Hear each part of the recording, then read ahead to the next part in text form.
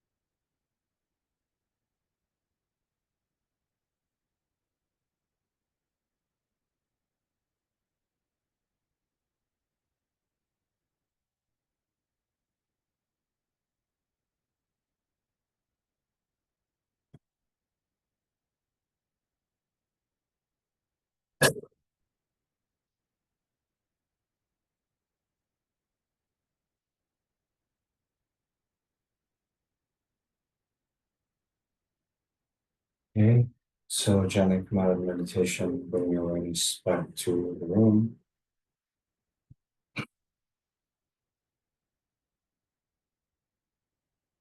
Back to the room or back to the Zoom.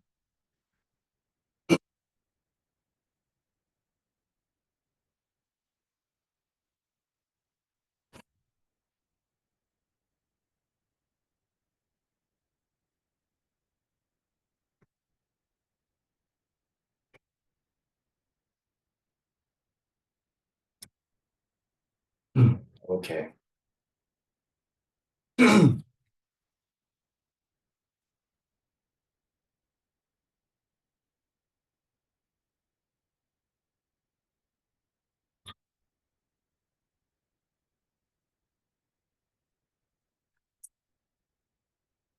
So now at the beginning of the teaching, then most important is to set up proper motivation for receiving the teaching. So please think that the purpose of my life um, and your life, purpose of life is to benefit others. And in order to benefit others in the best way, then we need to develop our inequalities. The more qualities, the more skills, the more knowledge we have, then the better suited we are to benefit others. So the very pinnacle of our development as sentient beings, as living beings, is the state of enlightenment, which is just the complete development of all the positive qualities of the mind and the complete abandonment of all negative qualities. So, in order to do that,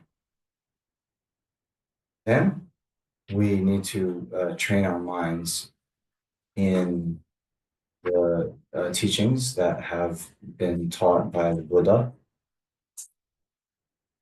passed down through the generations of gurus in this lineage.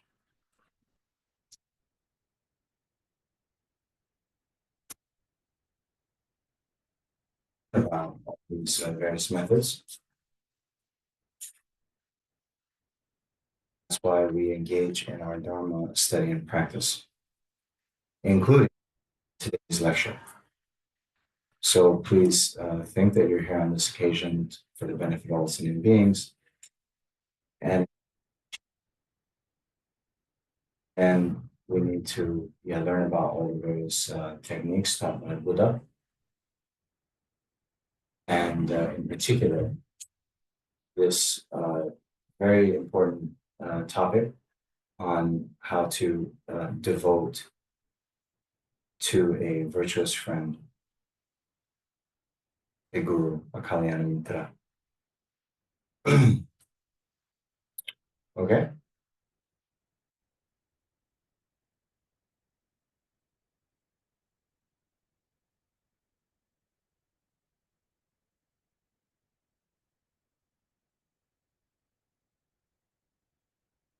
So, um,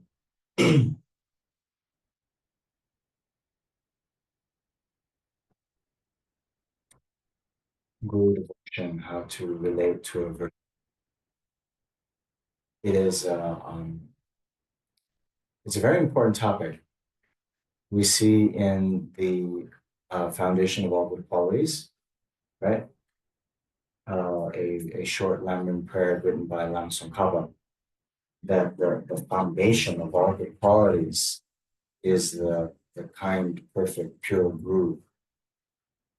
Correct devotion to him or her is the root of the path. By seeing this and applying great effort, please bless me to follow him with great respect. Yeah. So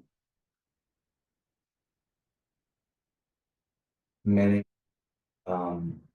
these are those of you who are on the Zoom. We have here many of the very senior students, most experienced students of CKSL, the FPMT Center in Bangalore.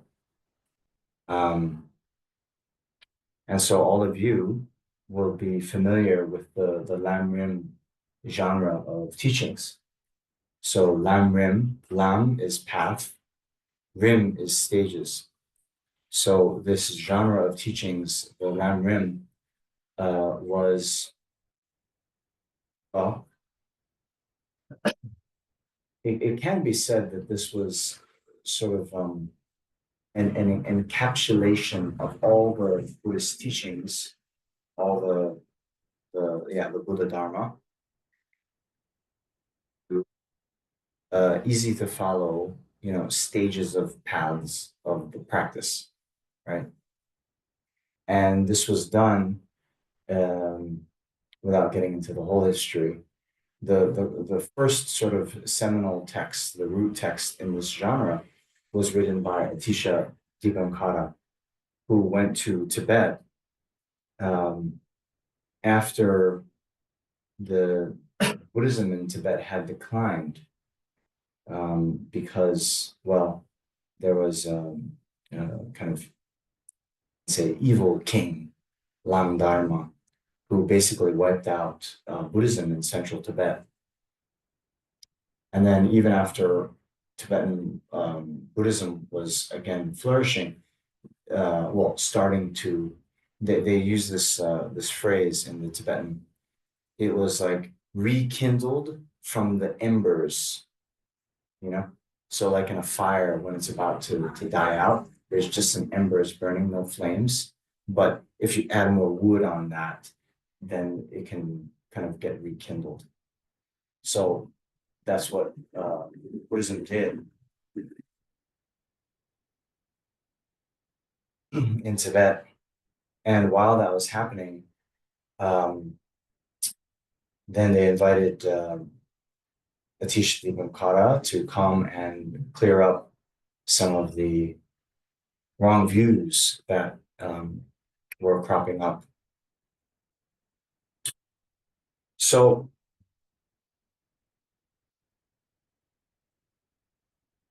we then see, Lama Tsongkhapa, who wrote this prayer, the foundation of all good qualities, then he wrote a commentary on the Atisha's text, which was known as Lamp for the Path to Enlightenment, Jamchup Lamdrim. And in that text, after some of the preliminaries, the first sort of main meditation topic he discusses is how to devote to a virtuous friend. Yeah. Now, in other presentations, so for example, um, Atisha, Atisha's influence then extended to all of the what we call the late translation schools. So in general, in Tibetan Buddhism, there are four schools. The Nyingma was the sort of first spreading, right? And actually, Ning means old or ancient. So there's the Nyingma school, and then there was the decline of Buddhism. After that, then the other three schools, well, three schools came. Atisha actually was the kind of more associated with what they call a Kadampa school. And then there is the Kagyu and the Sakya as well. Now, Lama Tsongkhapa came up after that and sort of brought together the Kadampa teachings and made some of his own sort of, we can say innovations, some very different kind of interpretations and emphasis. And then he and his followers established the so-called Galupa school. Anyway, this is all to say, just to provide some context, in the Kagyu school, there is a kind of, we can say, Lamrim text called the Jewel Ornament of Liberation by Gampopa. And in that text, the first topic is Buddha nature. So, as you might know, Buddha nature is this innate potential that all beings have to become enlightened, right? So to start with that first, is then to say, yeah, to give us that awareness, that recognition that our potential is so much more than what we normally think of, you know? In general, this topic of Buddha nature is very, very important. And it is discussed widely in one of Maitreya's texts, the Uttara Tantra, or the Tantra, how is that? Sublime Continuum. Yeah. And in that text, it talks about, I think it's 10 similes. Yeah, simile. Relating like what our Buddha nature is like, you know?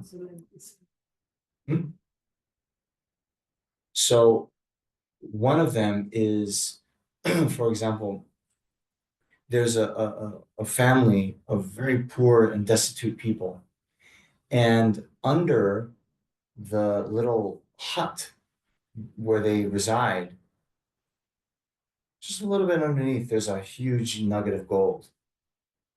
But they don't know about it. And so they remain poor.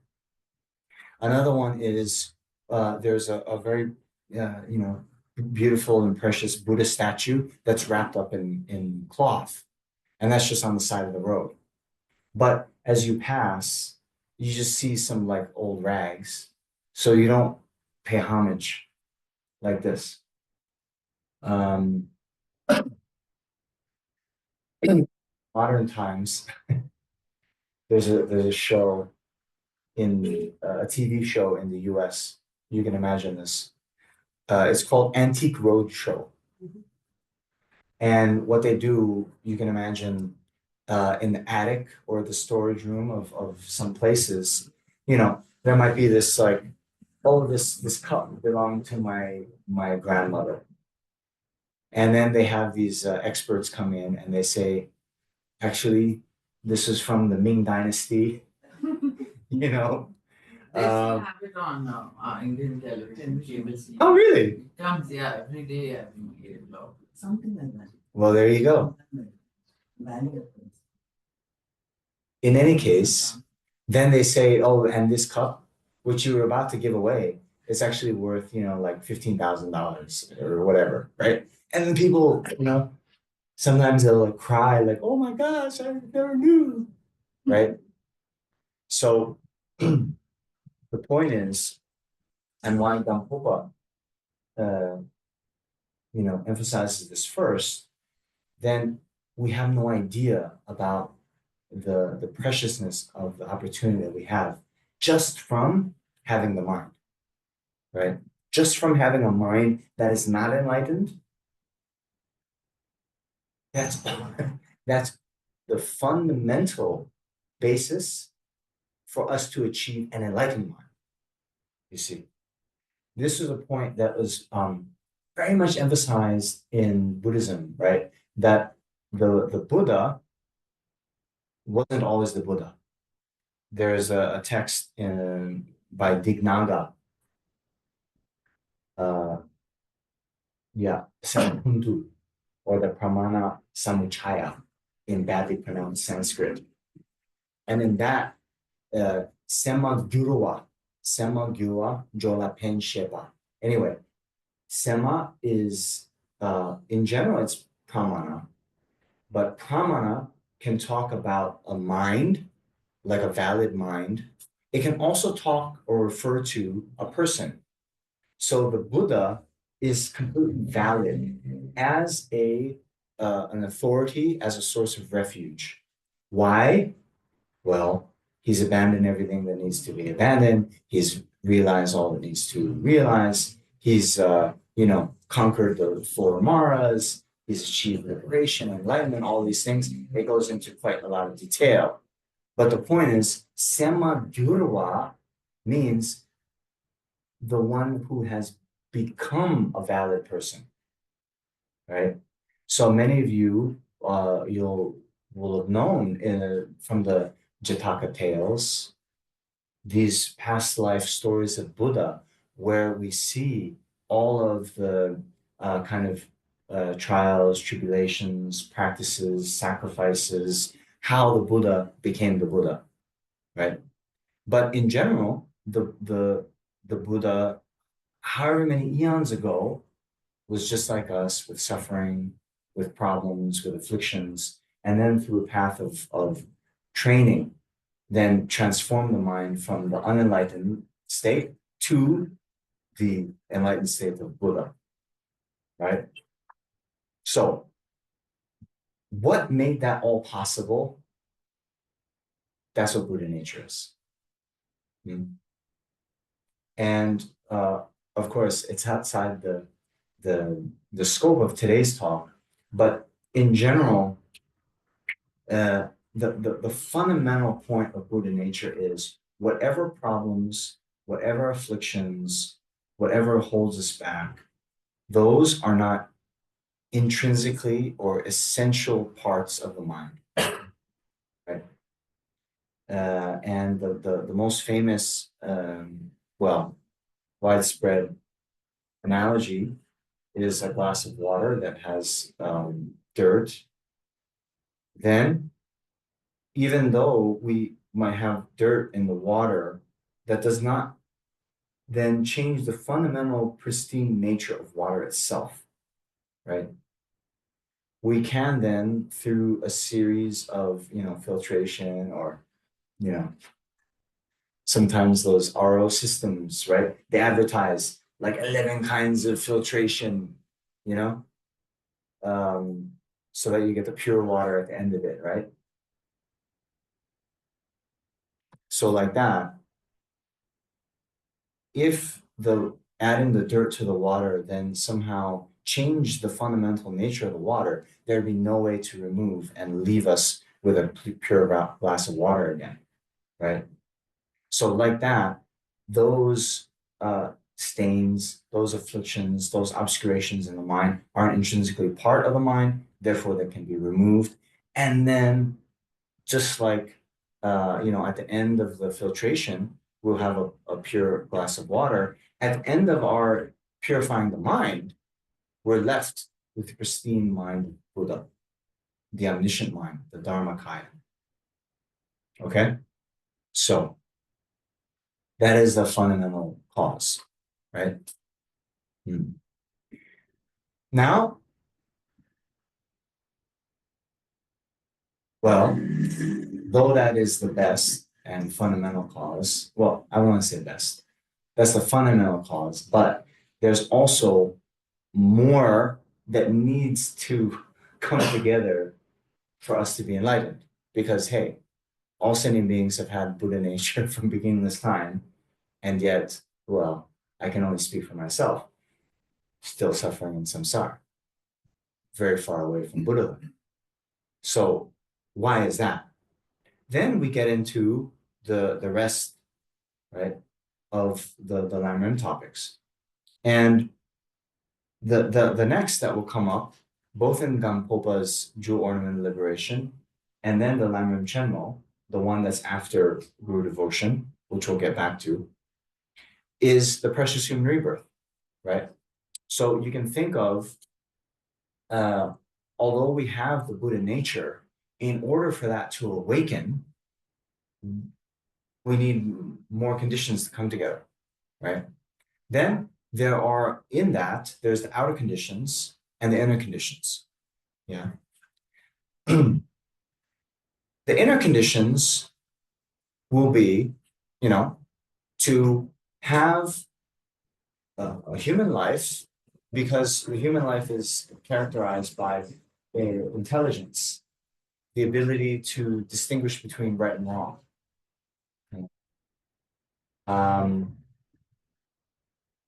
Yeah, the ability to sort of choose to go against, some of our quote unquote animal instincts. So I recently saw an interview. So I've been trying, I've been vegan for a few years now. And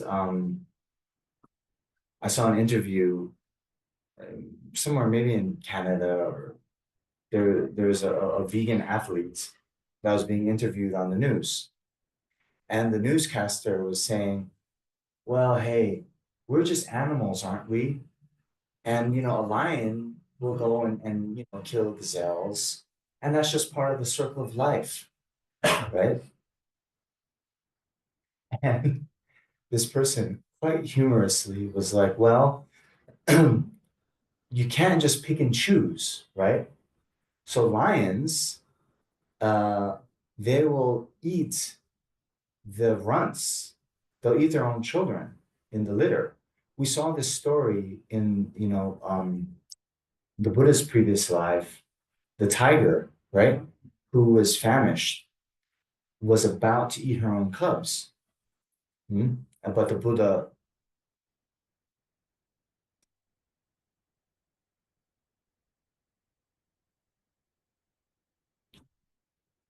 in his past life, as Mahasattva was his name, he was so overwhelmed by compassion that he willingly sacrificed his own life to feed the tigress.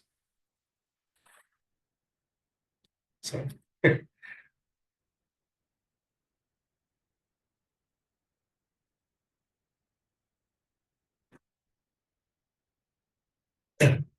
so if a human then were to, can you imagine, like kill their own baby and eat it?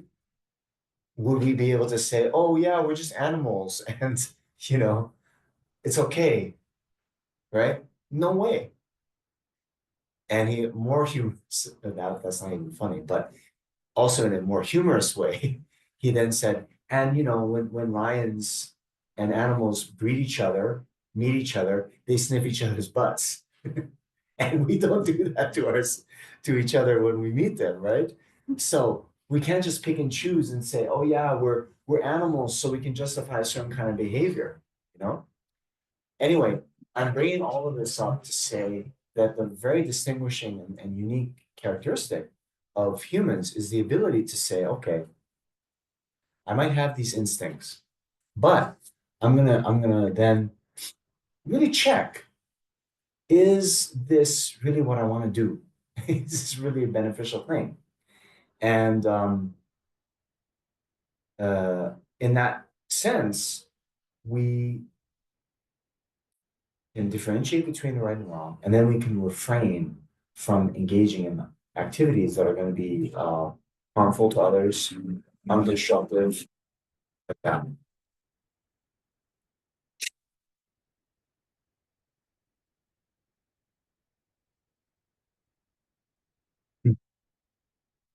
So that's probably the most important inner condition to have a human life with intelligence to distinguish between right and wrong.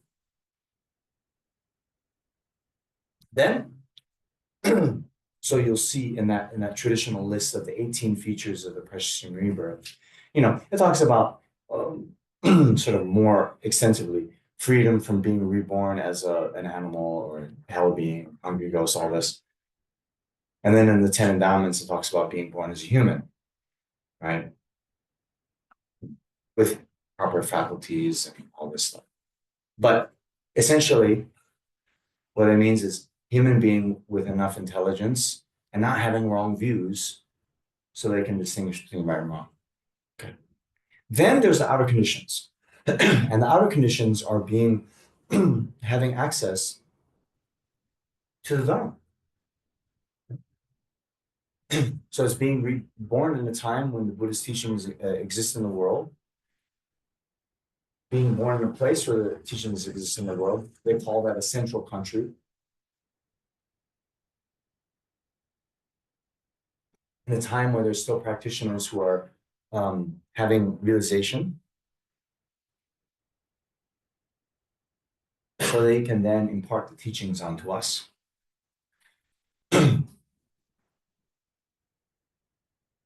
And in short, right, who then is the one who is going to be imparting those teachings. The existence then implies the existence of the Dharma in the world and so forth, right? So in that way, here we can see a little bit about why then the guru is the heart of the path, foundation of the path. Because although all sentient beings have the Buddha nature, then without meeting a guru who is then able to teach the path to awaken that Buddha nature, there's no way we will achieve enlightenment. No way.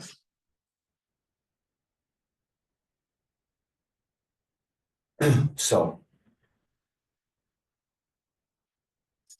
in general, the topic of the guru is the first meditation in Lamrim as formulated by Lama Tsongkhapa. But in Jewel Ornament and Liberation, it comes after, like toward the end of what we know as the medium scope. The teachings that lead to liberation from samsara or so we call it Dharma.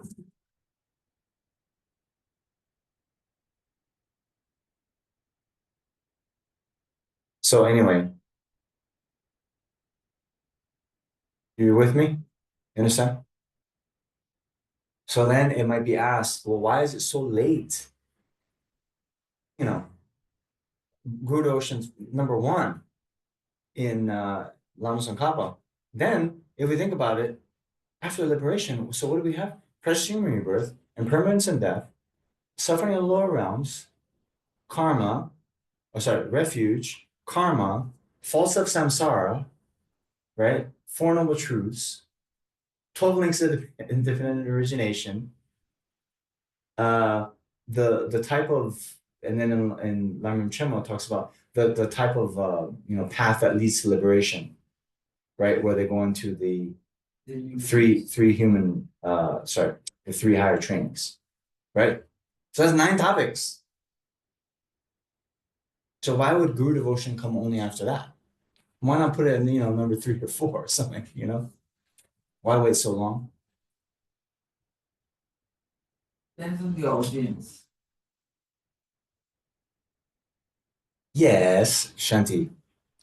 In general, all teachings depends on the audience. So then the question is, well, then what kind of audience will waiting that long, who are they?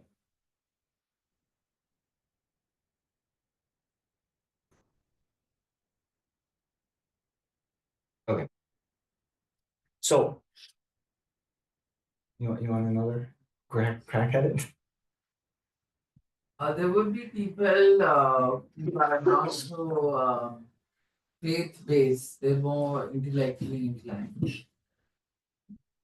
What is more beginner type? More beginner types are not so exposed to Dharma before they start studying. Hi. Yeah, could be being critical of authority figures or I have one more thought. Needing first direct experience with the teachings in order to develop devotion into the Dharma and from there back to the authority. Maybe something like that.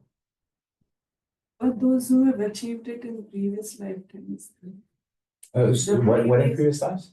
the previous stages, if they've already, there are people who would have achieved those in previous lives. They are ready to. So the ones who've achieved those in previous lives, The small and previous. then they go to Lamrim Chenmo? Not really, no.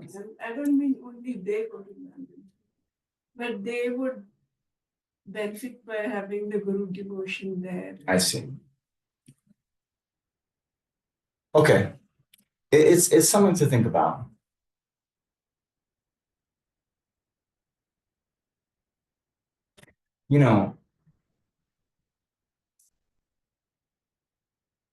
This whole thing about like having skepticism for religious authority, I think that's relatively new in the world, right? It's coming after, you know, in the West, like Nietzsche, right? Said God is dead. It's a reaction. He wrote this book, treatise on the genealogy of morals. I studied philosophy in uni, and that was one of the books we read. And anyway, I was going through the history of how our moral life, kind of ethical standards had their root in religion, right? Thought being, and this is what happened. We saw, and after the religion ceased to have such a central role in many parts of the West, then this kind of nihilism came up. This thought of anything goes,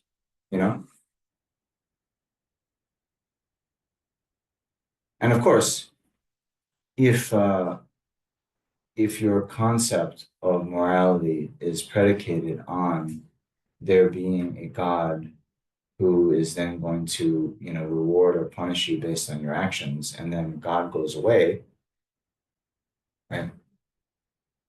Then, yeah, some people will find it hard. Hard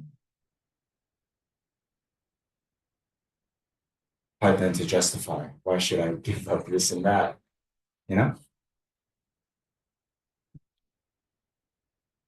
one of the main characters, Dostoevsky's brothers Karamazov, then he says, you know, with God, everything is permitted. Without God, everything is permitted. So anyway, how I think about this is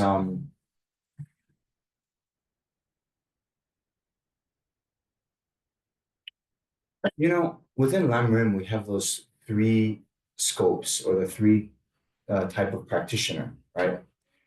The small scope, what is their main goal? A good rebirth. The middle scope is liberation from all of samsara. The great scope is full enlightenment for the benefit of all sentient beings, right? So Chandrakirti, he wrote a text. He's most famous for his work on Madhyamika, on the middle way school, the view of emptiness. Shanti disappeared? No, she's waiting. Huh? She's just Oh, doing some logistics. I see. Okay. Okay. I'm listening to that. No problem, no problem. I just saw her seat was empty. She's gone behind the pillar.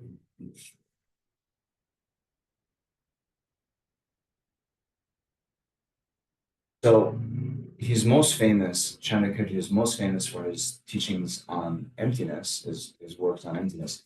But he wrote 70 stanzas on refuge. And in that, he says that the three jewels of refuge are the source of refuge for those desiring liberation.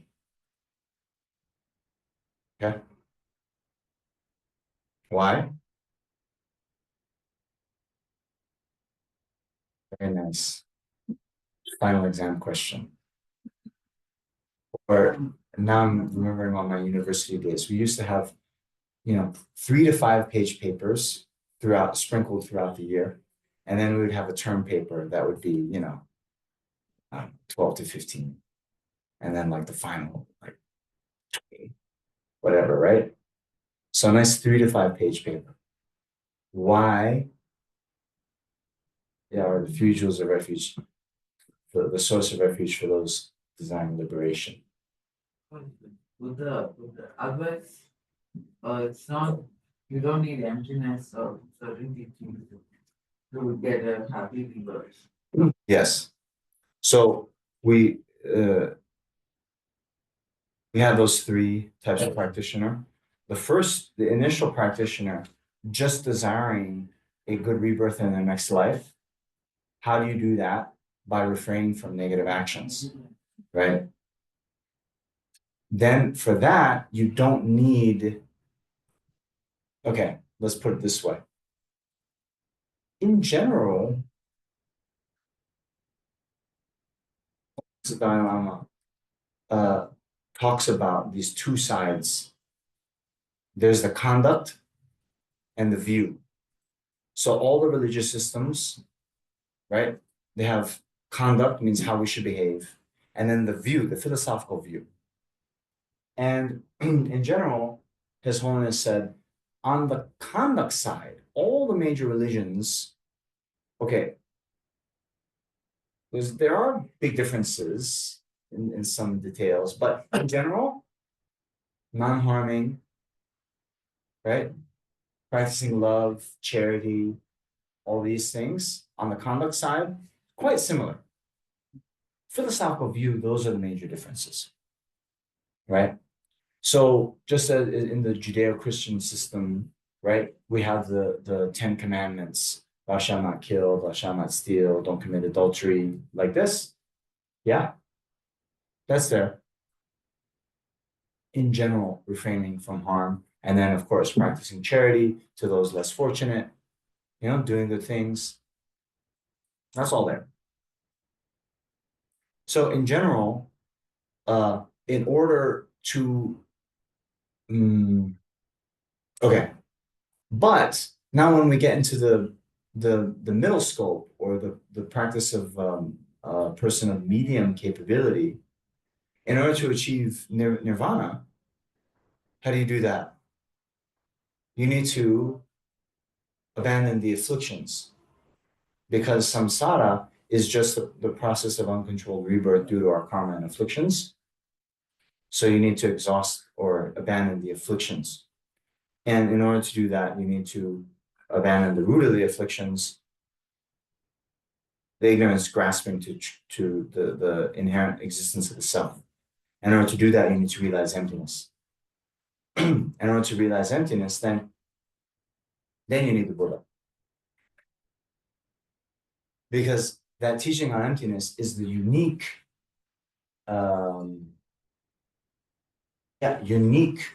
philosophical viewpoint of the Buddha, Anatman, whereas other traditions, they would then talk about Atman and actually realizing this Atman, that's your way to liberation, right?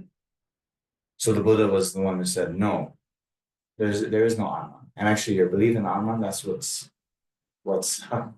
holding you back. That's what has you bound in samsara. Okay? You get me?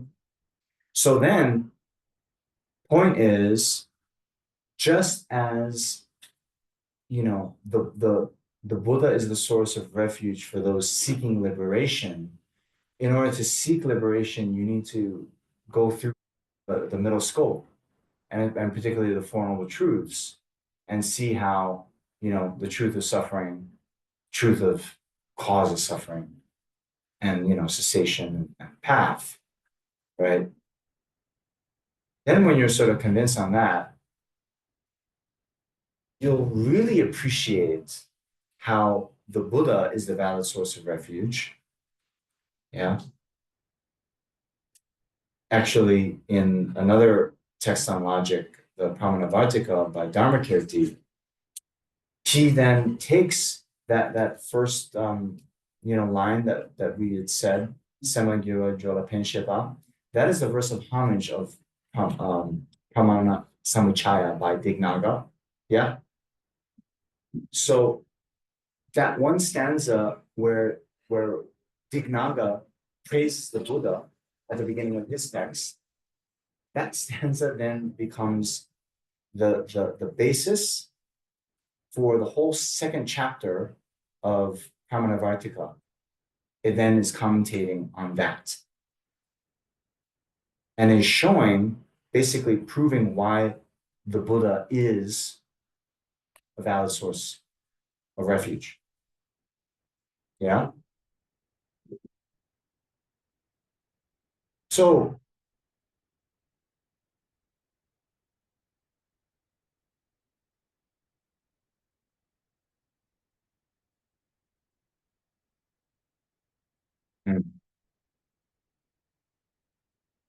that's my train of thought. What was it? When is it present in different places for the devotion? 12 lines. Yes, after that. When was transformed into a reliable guide, motivated work. Oh, yes. Okay. After that. So the one right before was saying, after the appreciation of the Four Noble Truths, then you see why the Buddha is a valid source of refuge, right? And in the Pramanavartika, so Dharmakirti, he builds it up in a quite long way, maybe 150 stanzas or so, give or take, right? The first part of the second chapter. And then at about like stanza 151, after he proves how the Buddha is valid, says Yangna, which is like, or Buddha is valid because he taught the Four Noble Truths. Right? So in one way, he's talking about his compassion, the qualities, Then, or if that's too much for you, the other way to prove Buddha is valid, he taught the Four Noble Truths. This, just for some some more history and context for all of you, right? We're here in this Mahayana tradition, yes? And there would be a lot of debate, right? Even today, there's some debate. Oh, this Mahayana tradition, was that really taught by Buddha? Right? You hear this? Oh, it's just, His Holiness often says some of the early, maybe 100 years ago, they would call Tibetan Buddhism Lamaism. They didn't really think it was a full-fledged Buddhism. They thought it was just made up by some lamas in the Himalayas, right? Himalayan plateau. But it's interesting because these very kind of and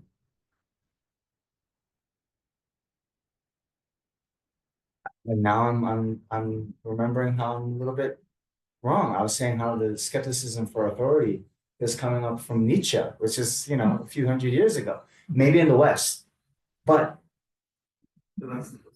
even before that, in the East.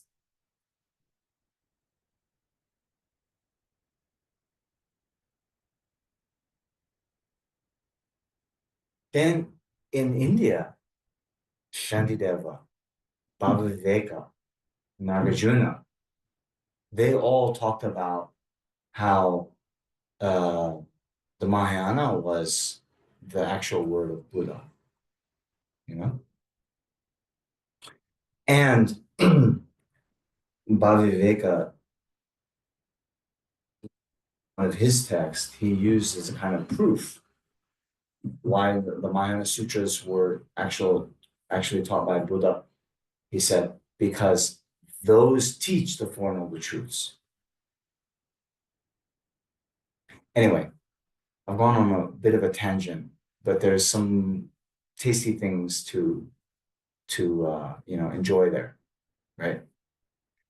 So in my opinion, why this section on Guru devotion is coming after the need for liberation, right? After the middle scope in some texts, it's only then when you see the Four Noble Truths, then you see, okay, I need then a guru who can teach me at least how to get liberation. I need a guru who can at least teach me how to realize emptiness. Hmm?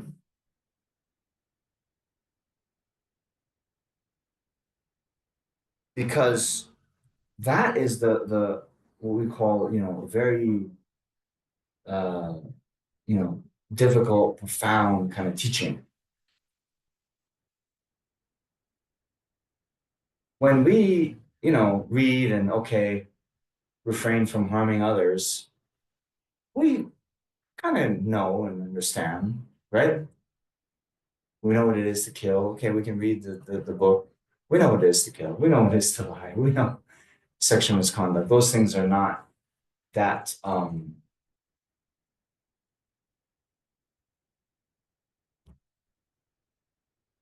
philosophically, obscure and challenging. Yeah. But emptiness, that's a bit tough.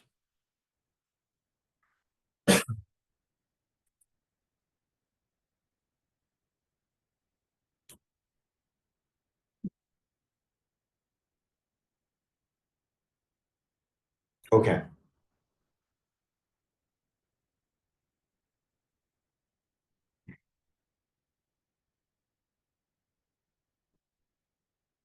So, foundation of all good qualities is the kind, perfect, pure guru.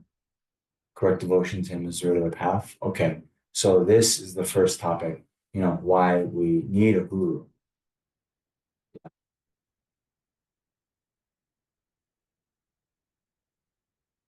So is the guru an inner condition?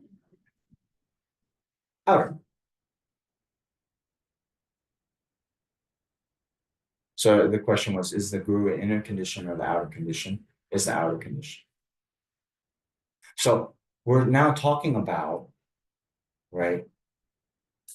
Of course, we do sometimes talk about the inner guru, right? But here we're talking about someone from whom we receive teachings. And uh, at the beginning, uh, that's what we need, right? Because we're not yet at the point where we can connect with that inner wisdom. You know, our inner wisdom is totally obscured, like a, I don't know, a light covered by uh,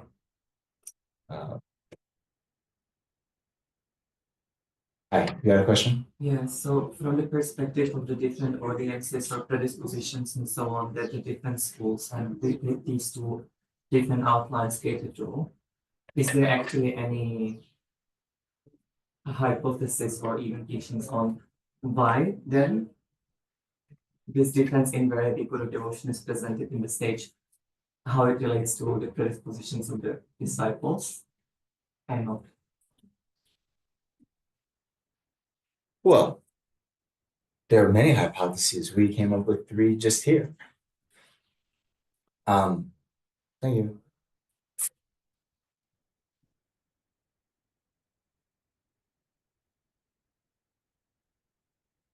But in general, you should know this. These texts were written hundreds of years ago, but now in modern times, um, there's a meeting with all the kind of geshes within the FPMT, and many teachers are very reluctant to teach on this topic because they'll either think that, oh, if I teach on Guru devotion, people will then think, because later we're going to talk about how we should then see the Guru as a Buddha, all this stuff, you know? And they feel that, oh, if I start talking about this, then the people will think that I mean this in relation to myself. And that's uncomfortable, you know?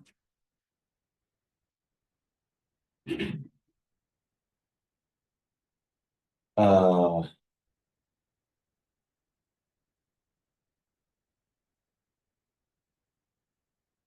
yeah.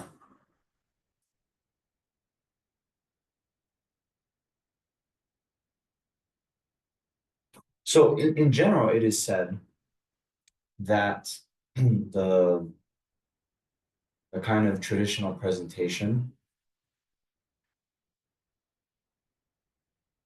we can say it is for people who have, let's say, a maybe more natural kind of sense of faith. But as we are, you know, I wouldn't worry about it too much because how we then study Lamrim, it's not that we study one topic until we realize it before we go to the second, right? We will read the whole Lamrim text and we'll do all those meditations, you know, successively, and then we start over again until we get realization, right? So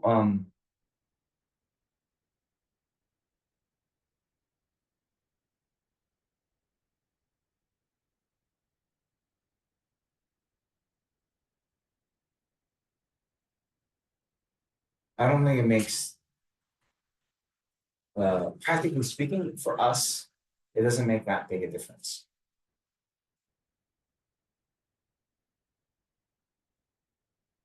Because if you're reading the Jewel Ornament Liberation, okay, you read about Buddha nature first, but like, I don't know, 150 pages, you'll get to Guru devotion, right? So it'll come, you know.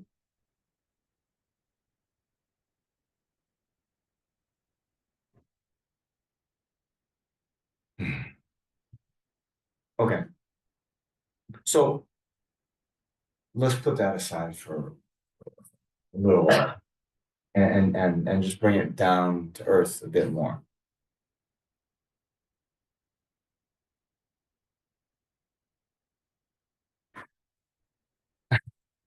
So His Holiness Dalai Lama, very famously, a few years ago, or- and the interviewer asked him, in order to achieve enlightenment, do you need a guru?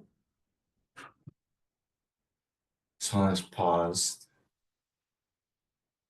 and said, no, but it'll save you a lot of time. Hmm.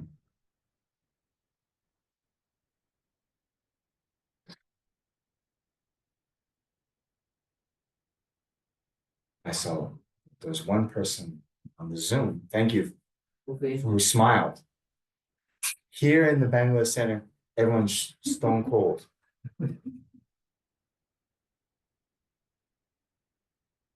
Now they're smiling. Okay. Very brilliant answer. Very brilliant answer. So we know this even from our worldly life, right? If there's a skill, something we're trying to learn, something we can't do, in order to do it, it's very helpful to have someone who can teach us, you know.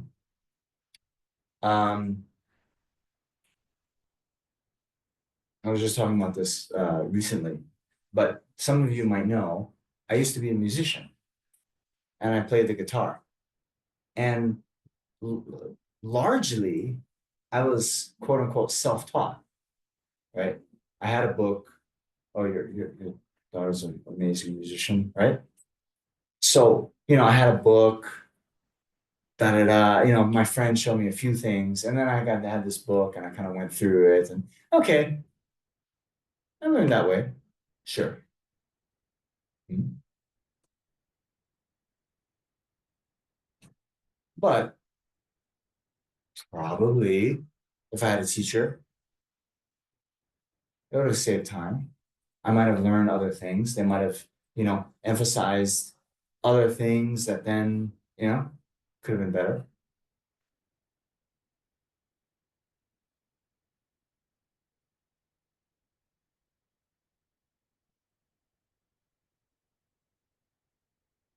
So, and this is just for worldly things. We see it's useful to have a guru or a teacher that can teach us about the skill we're trying to learn. And of course,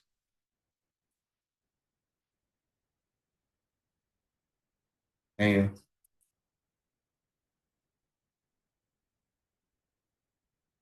I think some of you are learning Tibetan. Yeah. No. Well, if you were to learn Tibetan, then it would be great to have a Tibetan teacher. And even better to have a Tibetan teacher who themselves is a native English speaker. Sorry, native Tibetan speaker. Hmm?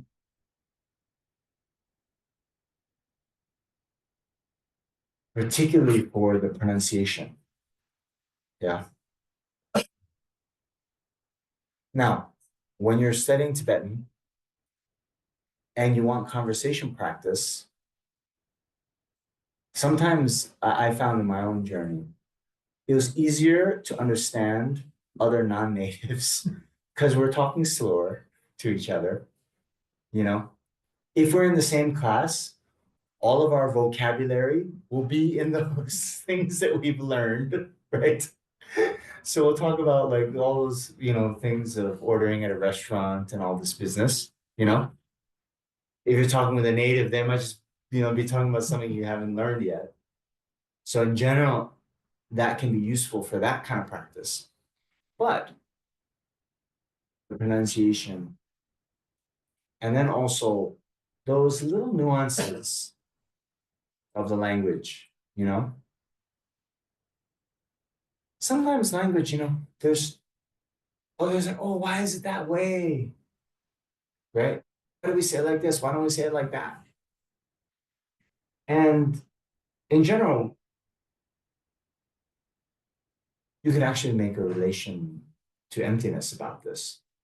But many times in language, why do we say like this versus like that is just because the majority of native speakers say it that way.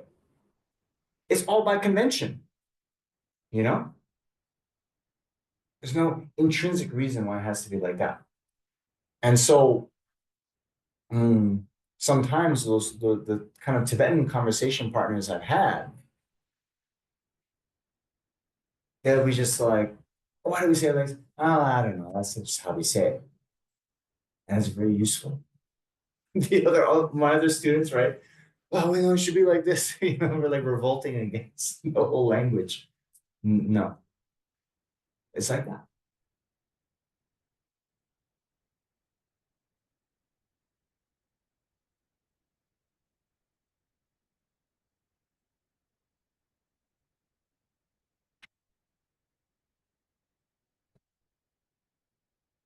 Okay.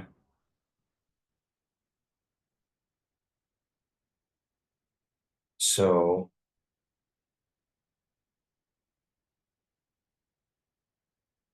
now,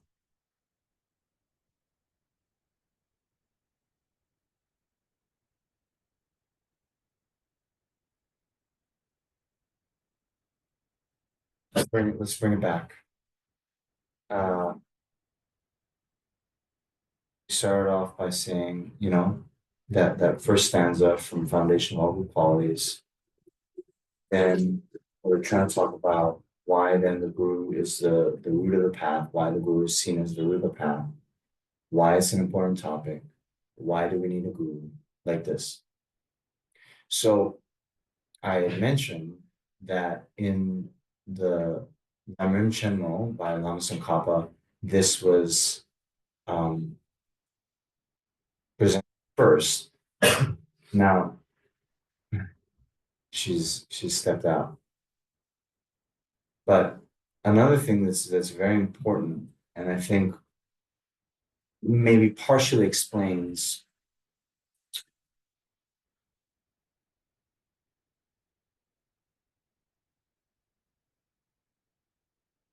why this is very much emphasized in Lama Tsongkhapa's text.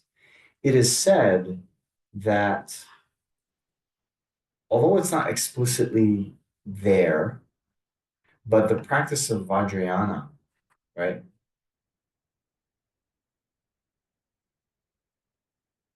becomes even more important. And we're talking about intended disciples, and it seems that Lama Tsongkhapa, this is my hypothesis, Lama Tsongkhapa's maybe implicit disciple for whom the Lamrim Chenmo was written was a student who is then going to practice Vajrayana. And therefore, emphasizing this element from of the guru from the very beginning, I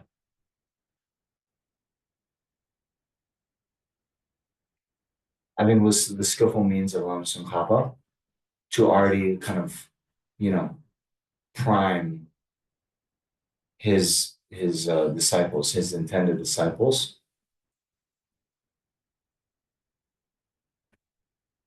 Because you see, at the very beginning, right? So we kind of know this, right? If two people are taking a journey, and even right, they're like 1 degree apart, right? You see, the further they go, the distance between them gets more and more, right? those differences get magnified the longer you go. So a small mistake, and particularly in your guru devotion, if you let that go unchecked for a long time, those differences magnify, become increased.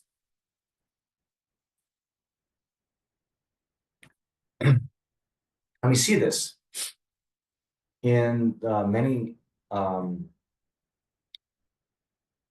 many stories from the previous lamas. I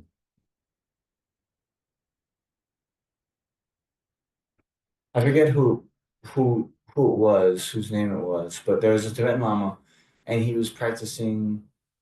He was doing all, you know, his preliminary practices, meditating, all this, no realization. And he went to one of his lamas, and through the discussion, his lama said to him, "Okay, are you remembering all of your gurus? Are you including all of your gurus in your visualization of the merit field?" Thought back and was like, "Oh, wait a minute. I've forgotten like one of my first teachers who just taught me the Tibetan alphabet."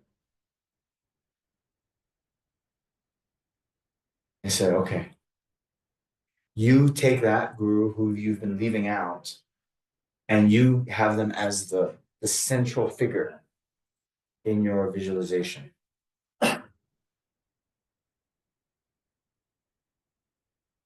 Did like that. And then it is said he got realizations quite quickly. You see. So in any case, we'll get to this later, but those actions related to the guru, then they're also, you know, very much magnified because of the what we call the power of the field, right? So even small or relatively small things done in relation to the guru then become great. We talked about this in different occasions, but you know, we talk about the field of merits, right? So just like a field, if you plant seeds in it, they grow, right? So in general, sometimes you'll hear about sentient beings being a field of merit, right? We talk about the merit field, these enlightened beings that we visualize in front of us as we do our practice. And then in the context of the section on karma, we see that there are three categories of recipients of our action that will then make our actions relatively powerful or weak. And Nagarjuna talks about this in the Ratnavali, I believe, where he says there's the field of kindness, the field of qualities, and the field of suffering. So the field of suffering will be, you know, the poor, the destitute, the sick, right? So we can imagine, right? Someone who is so, you know, poor and destitute, if you give them 100 rupees, maybe you give them 1,000 rupees, maybe they've never seen 1,000 rupees, you know, in their life. It's possible, right? And for someone like that, it really makes a difference, you know?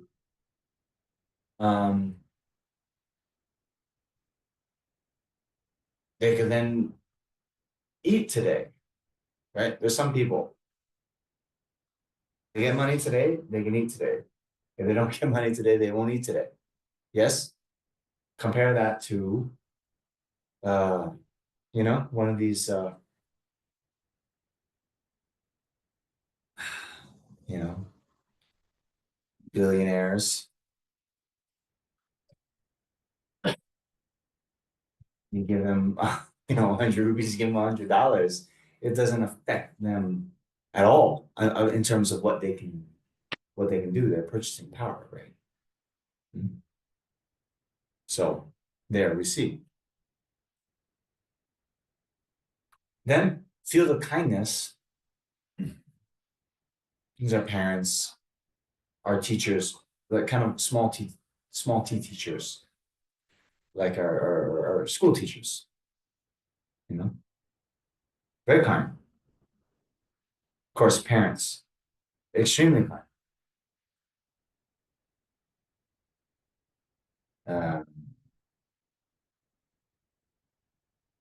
In general.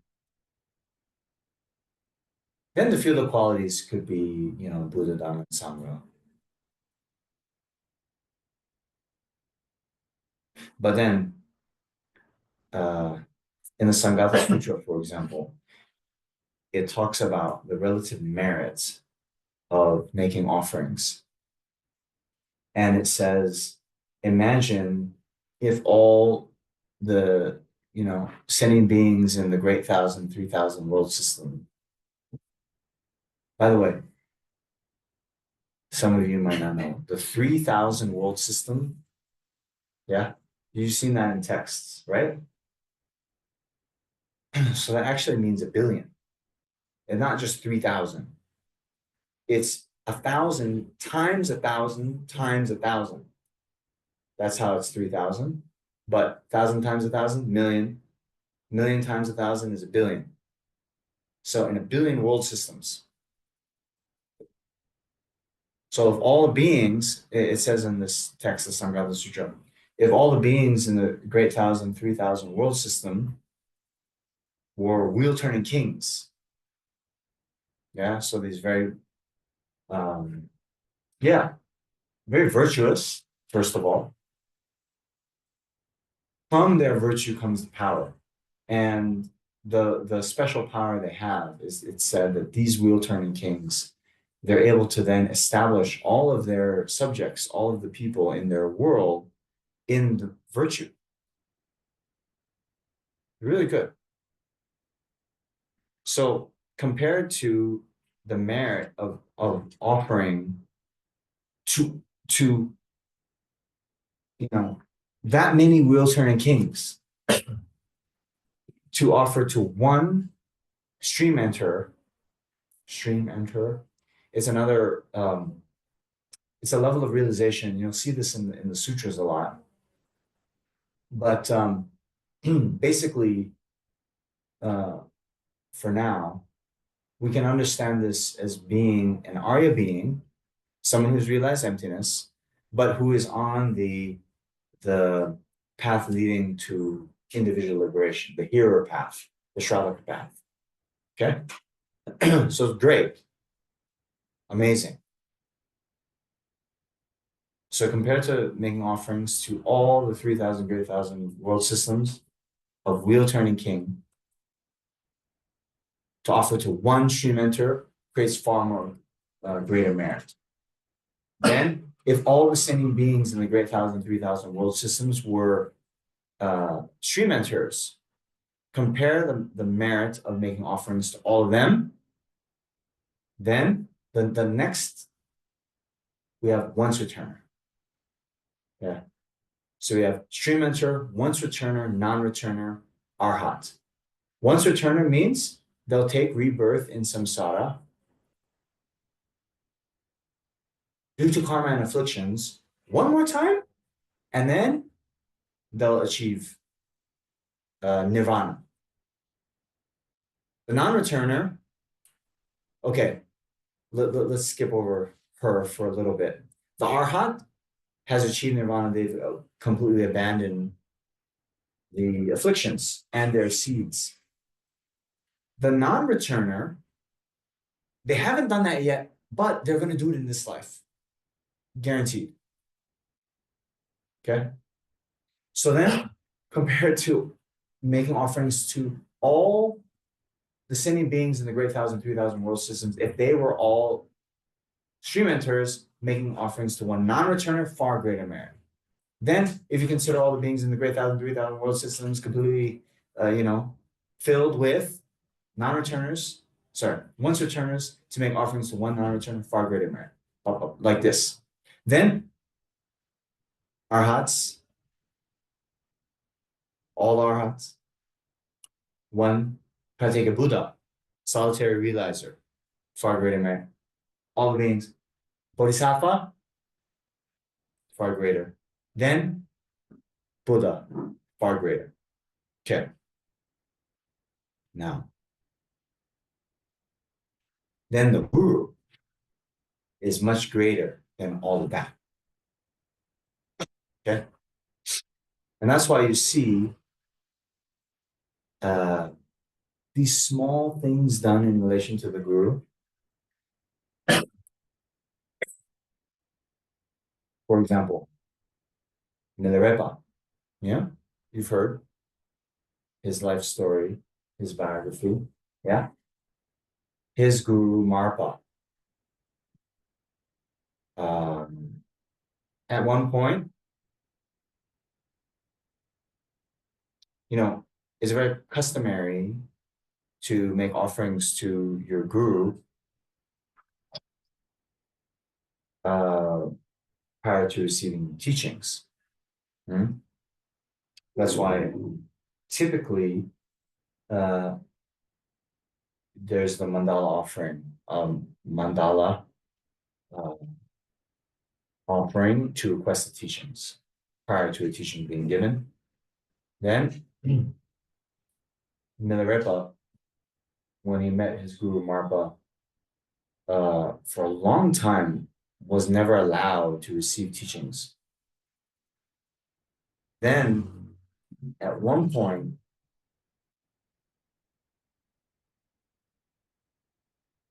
so Marpa showed the aspect of being a householder, layperson, and had a wife and children.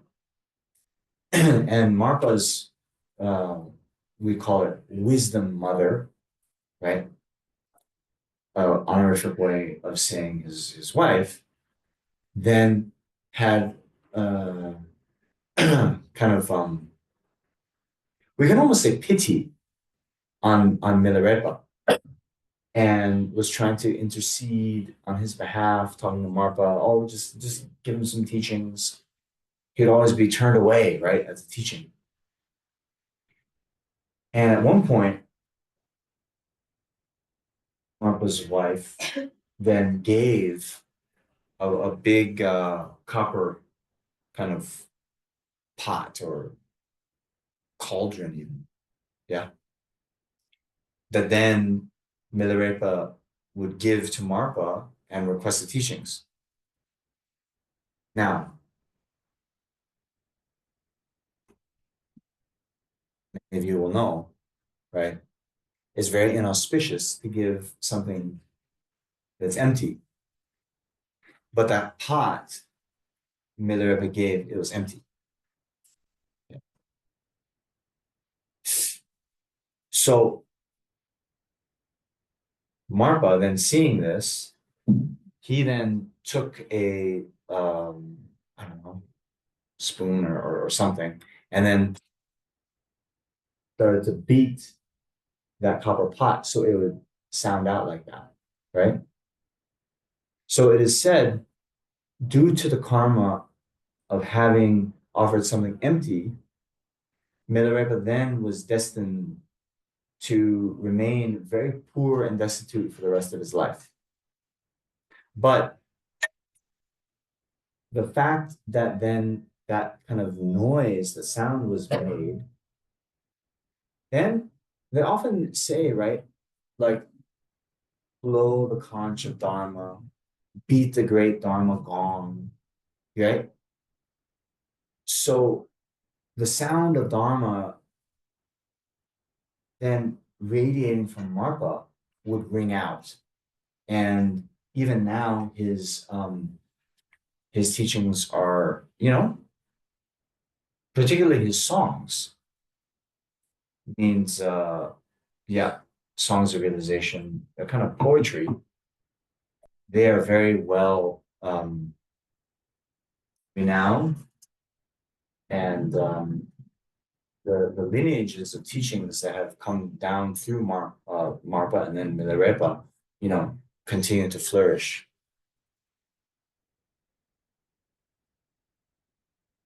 You see, that is why even now in more modern times, I know Lama Yeshe, Lama Zopa Rinpoche, other gurus, they very much emphasize this point, and they say, when you give something, even you're giving a nice mug, you fill it first and you give, right? Yeah. I did one story from my own life. So I once went to an audience with His Holiness the Karmapa, and I thought I was doing a nice thing. I went with a few people, and then I had bought all these offering envelopes, right?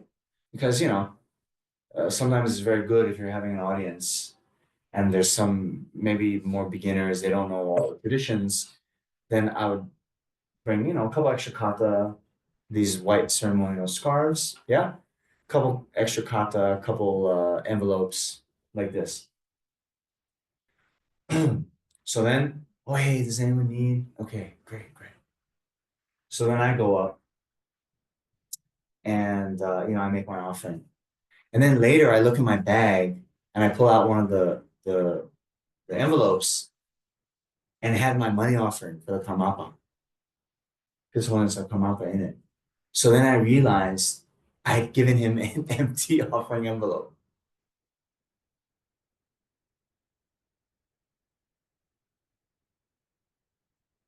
So what to do? I go back, and on the back of the envelope, so these Tibetan envelopes, right? On the front is some nice design. On the back is generally white. Yeah. So on the back, I write this whole letter. Like, I'm so sorry. Please tell me if there's anything. The whole thing. And then I give it. And I leave my email. I'm like, if there's any more sort of purification or something I can do so this doesn't obscure me, please write me on this email. I never heard back. But anyway, these things happen. So, of course, when you realize, and this can be for anything, right? Sometimes we, unknowingly make mistakes. So, of course, that's better than, oh, I'm gonna pull a fast one on His Holiness Karmapa, and maybe I'll look good in front of everyone. I'm offering this envelope. People will think I'm making a big offering, but haha, no. So of course that would be a lot worse. But the point is, when we realize we've done something, then what can we do? We can't go back and change the past, but we can give what we intended to give. Also, actually, very important, some of you might not know, but if we have the thought, I am going to give this to Ratnakar, let's say, and then later we're like, oh, you know what? I don't know. Let's say, I don't know, I have some chocolate. I bring it, and then I'm like, you know what? I feel like some chocolate in the break. I want to eat that for myself. I'm not going to give it to him. That's actually the cause. Oh, what happened? Let's look. Has this come out? The microphone is not in. Okay. Anyway, that's the cause of being reborn as a preta, a hungry ghost. If you once think I'm going to give this, and then you decide out of miserliness not to give. So in that case, I had thought I'm going to give this offering to His Holiness Karmapa. Then I should give it. I shouldn't then say later, oh, well, it's too late. I'm already back in McLeod Ganj, and to go back down to, where's that, Sidbari? That's too far, you know? Go back.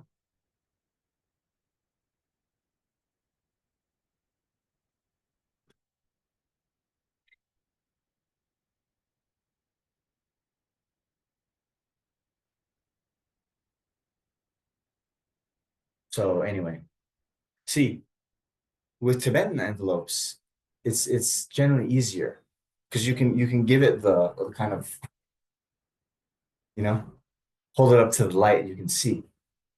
I see one of our Dharma friends like in Singapore where they use the ong bao, right? The red envelope. It's thicker paper. It's opaque. It's like, oh, which I put the money in. Then you have to open it. It's a little bit more work. Anyway, point is just be a bit mindful of that. Okay.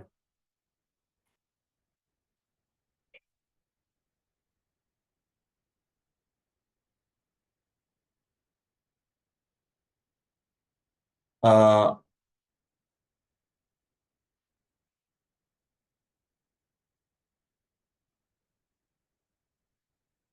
we were talking about how things in relation to our guru get magnified or not, right?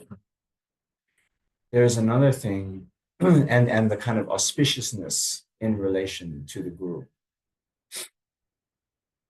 So we had seen a negative example from Milarepa's life story. There's also a positive one.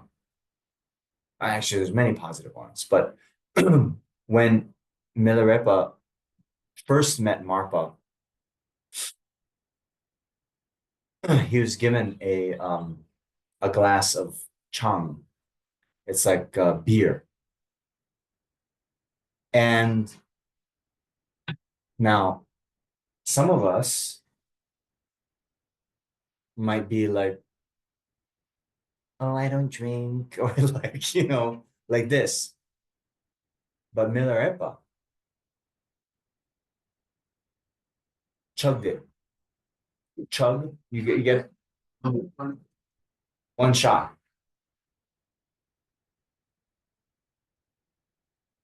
That was very auspicious. First, the no hesitation, it's from the guru. Then to go over to get out of those concepts of pure, impure. My guru gave this to me. And then to drink the whole thing. This example actually comes up a lot in the teachings, where they say the master giving the teachings to the disciple in full, like one vase being poured completely into another. You see? Many of you do the water bowl practice, yeah? And you know the two things actually coming from Milarepa's own life story that now have made it into the tradition universally, right? So when we take one bowl, right, we fill the first bowl up completely. Then we pour that bowl into the second bowl, leaving a little bit, and then putting it on the altar. The other bowls are face down because if we have it face up like this and put it on the altar, it's like offering the empty bowl, right? Which we know is inauspicious from Milarepa. Then we pour the first into the second completely, and then the second to the third and fourth. This is showing this is setting up a dependent origination for the teachings that go on through you and your lineage to go on many, many, many generations. So those teachings, your guru completely filled you up, all the teachings he received, you impart those teachings and so forth. So those two. Anyway, chug the whole beer. So I remember many years ago, I'm not sure, was anyone there? There's a group from this center who came up to Bulgaria, had an audience with Namzo Rinpoche.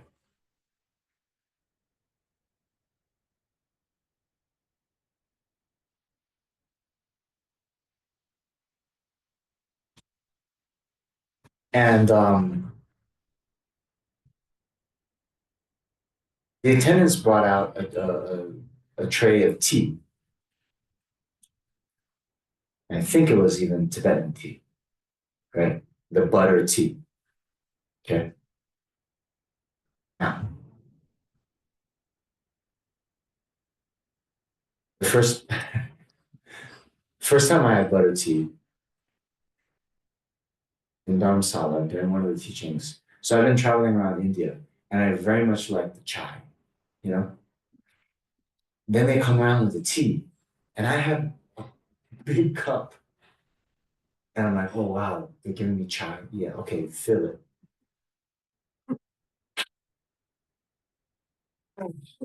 You know,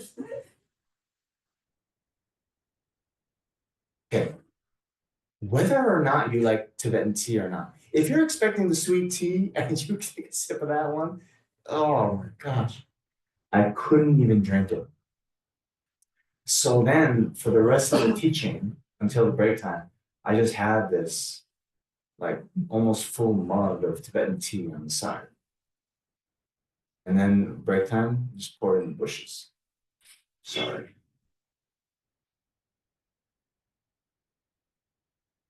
So when that tray of the Tibetan tea came, I wrote a little note and I told everyone, was anyone there?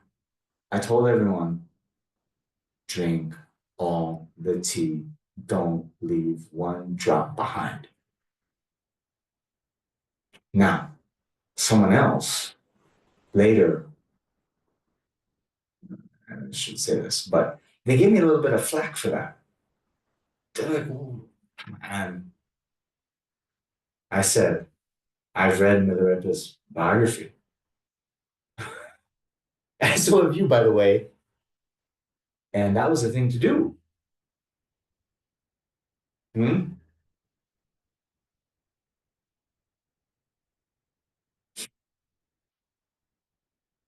So in general, I say I'm vegan. If His Holiness gave me butter tea, I'm not gonna say, sorry, Your Holiness, is this cow's milk or almond milk? You know, no way. Boom. Thank you.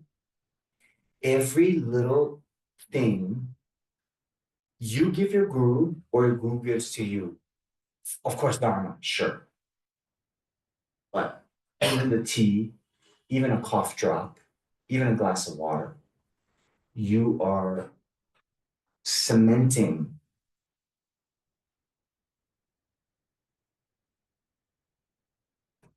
your relationship with that guru. And so it's so precious, you know?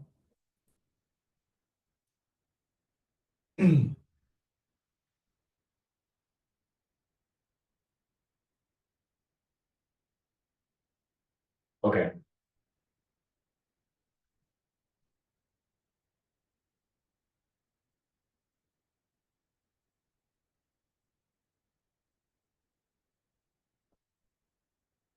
Speaking of tea, we're gonna have a tea break in 10 minutes.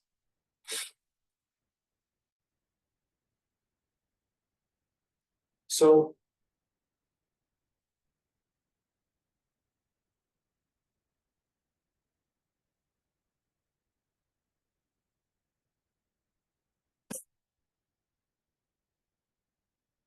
you know, maybe the last thing I'll say before the break, because we're going through that analogy from Sangha Sutra about the relative karmic weight of these various beings. So we were talking about the field of suffering, the field of the field of kindness, and the field of qualities. And so then the guru is even higher than all the Buddhas. And then maybe this is some of the reluctance, the masters not wanting, or some of the teachers not wanting to talk about it, because then you can feel you're basically saying to make offering to your guru is better than making offerings to all the Buddhist bodhisattvas, all this in the whole universe. Therefore, you should do it, right? And in the monastic rules, even in the Bodhisattva vows, there is this this thing about wrong livelihood. Hey, even in the Eightfold Noble Path, right? Right livelihood. And then there's these examples of wrong livelihood, and one is hinting. Hinting.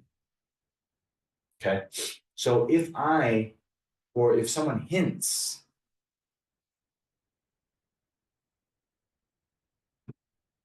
that's a wrong kind of livelihood. Hint, oh, give me that, or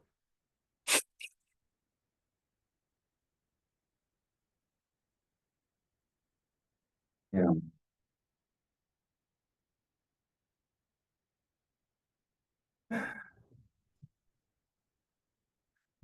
and you could see, right? It's tricky. In the stories, right? When Marpa came to India to receive teachings from Naropa, it said that he brought bags filled with gold dust. Yeah. In the teaching, it says how in the kindness, in the section on the kindness of the guru, it talks about how easy we have it, actually. How easy we have it. You know, Marpa,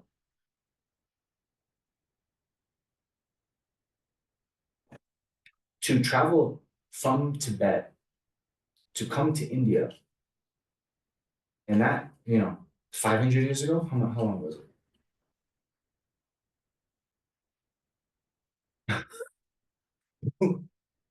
I just flew down from Kathmandu, right?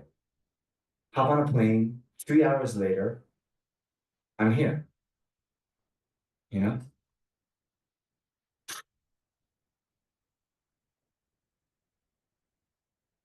To traverse that journey, you know? 500 years ago, so much hardship.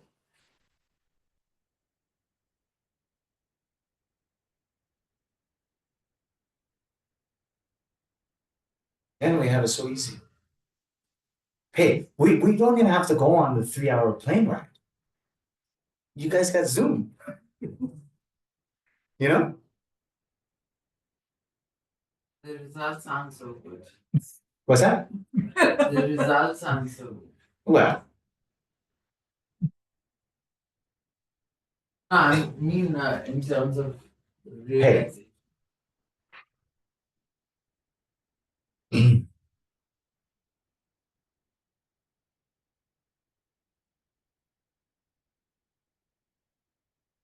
I mean, of course, to be there in person is so much better, but what I'm saying is, in general, we have it very easy.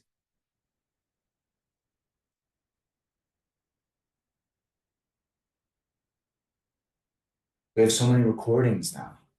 We have transcripts.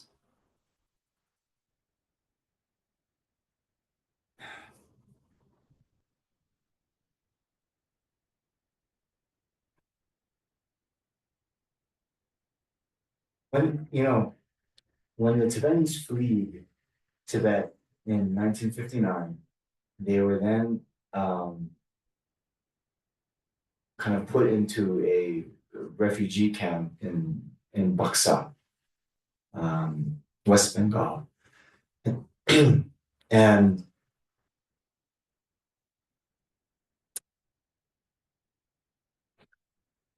some of the Tibetans, they had to leave with just what they had on their backs, right? They couldn't even go to their home and pick up whatever meager belongings they had. So then, when they reestablished the monastic kind of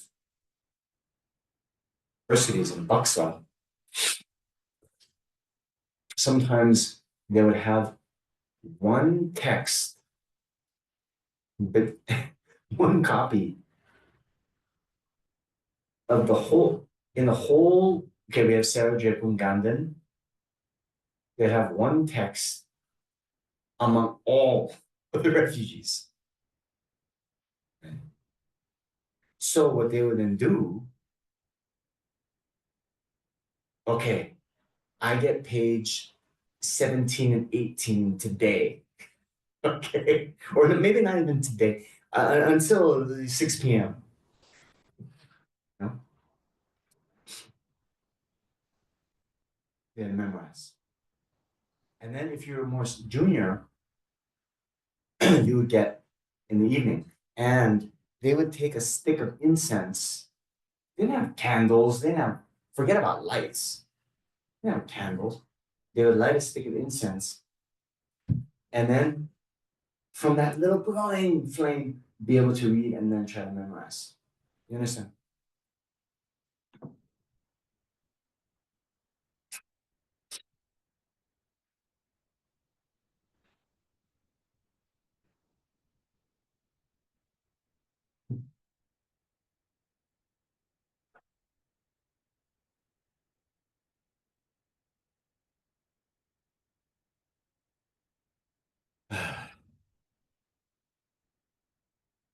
So I mentioned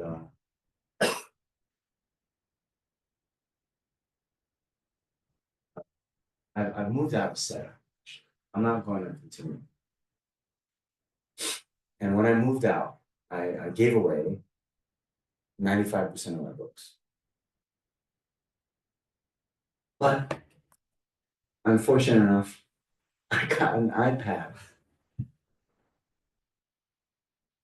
And all of those books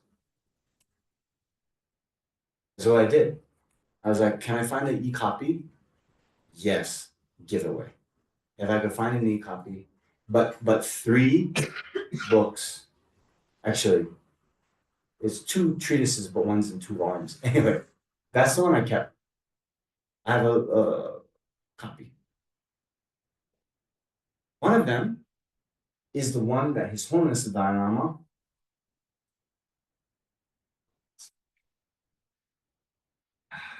he carried with him out of Tibet. Guess what that was? Ramen Chemo.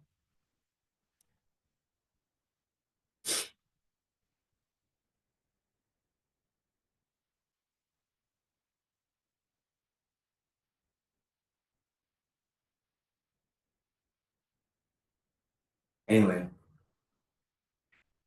you with me? So, hello, come.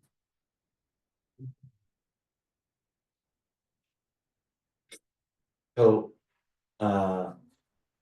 point is,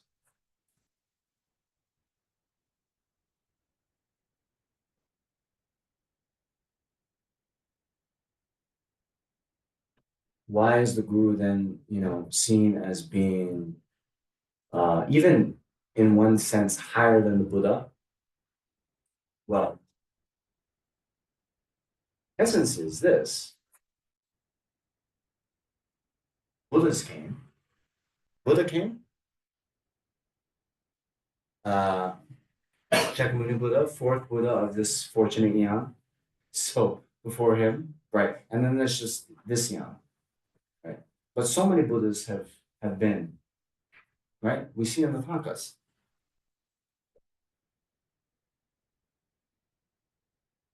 But the point is, well, as Shantideva says in the Bodhisattva Charyavatara, countless Buddhists have appeared in the past, but I was not subdued by them. Kind of through my own fault, right? I was not subdued by them. So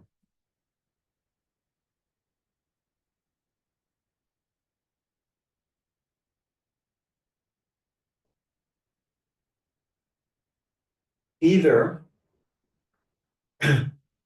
when Shakyamuni Buddha appeared in the world, we were probably in the hell realm, right?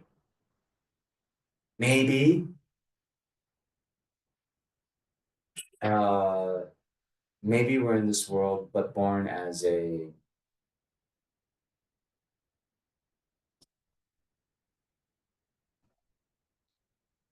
or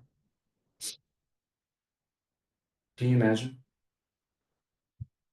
Maybe we were born as a human. I sometimes think of like this. I'll share. In the beginning of the sutras, like Heart Sutra, at one time the Buddha was dwelling on Vulture's Peak in Rajgriha, together with the great community of monks and great community of bodhisattvas. Okay, so some of you, we've all been to Rajgriha, right? But it's a little bit outside the city. Vulture's Peak, where the Heart Sutra was given, right? I kind of joke, but it's very true.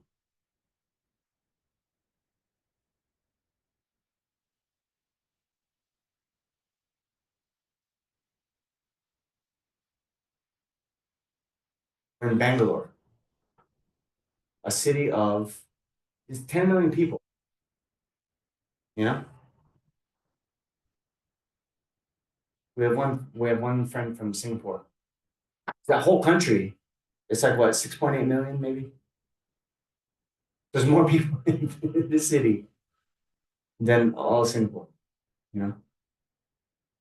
Hawaii, where I'm from, 1.2 million people. Okay, so 10 million people in this city. We have 9. We have 9 people. Okay, 10 million. That means, let's do the math. It is less than 1/1,000,000th of the people have come. Okay? Now, surrounding it, right? 1/1,000,000. And then in the Zoom, 8. But we publicized the Zoom in the whole world, right? 8 billion people. There's 8. Okay, you with me? Now, okay, whatever. I'm just some guy, right? I think sometimes. Can you imagine? Because we were talking about in the time of Buddha, the other residents of Rajgriha, right? Now,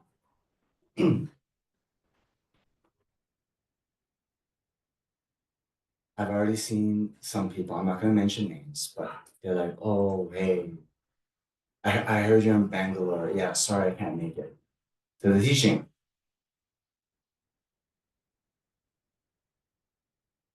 I sometimes think,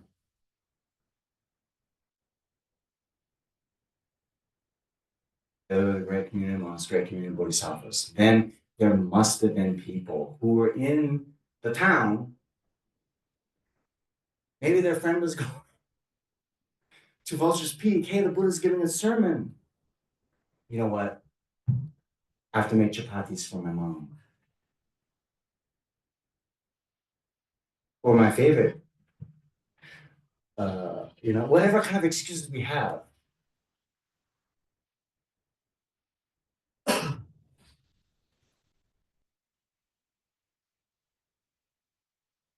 My point is,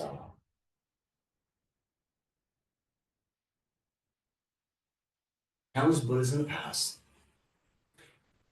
Shakyamuni Buddha, we either weren't a human or we were human. Imagine. So then there was the humans who, okay, maybe they were born in whatever, Europe. No way could they. They're born in what we call a border region. They couldn't see the Buddha. But can you imagine if you were born in the central region? You're in Rajgriha and you didn't make it to Vulture's Peak to hear the Buddha that day. Can you imagine?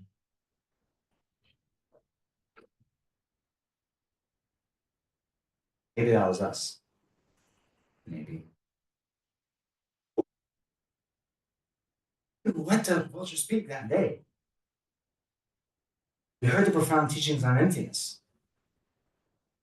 But then when we go back to Rajgriha, friends, oh yeah, okay, oh wow, what a profound teaching. I'm gonna go meditate on that. And we're like, it's okay, but yeah. I don't know. Whatever excuses we make. Okay? All right. So for whatever cause and conditions, though the Buddha appeared,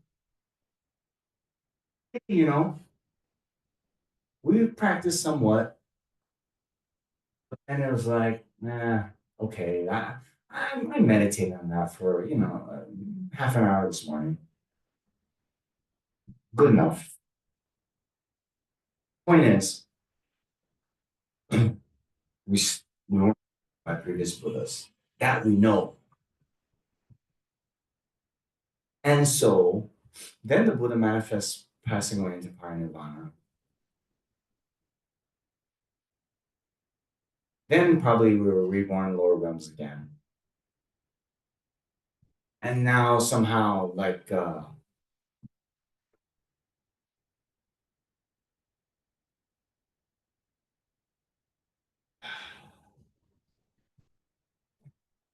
like Shantideva says, the beggar who finds the precious jewel in a garbage heap.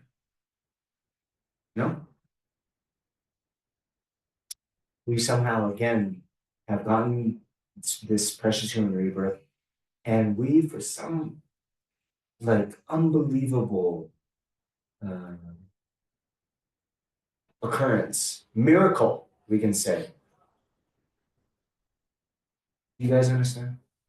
His Holiness the Dalai Lama is 6 hours away.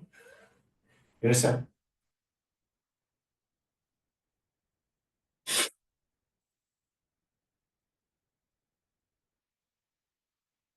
So, in the text, you'll see these kind of songs of devotion that the Tibetan masters said. They would say to their guru, how speaking about themselves, they have been abandoned by all the other Buddhas. But you, my guru, have not yet abandoned me. You understand this one? That's the one. That's why the guru is kinder than all the other Buddhas, because it's the guru who is the one that we're directly receiving the teachings from. Yes. In the text, it says, how Shakyamuni Buddha, to us, is kinder than all the other Buddhas. And it goes into how this is the degenerate times. Shakyamuni Buddha means special prayers to be reborn in the degenerate times and take care of the beings in this age. Okay, that's us.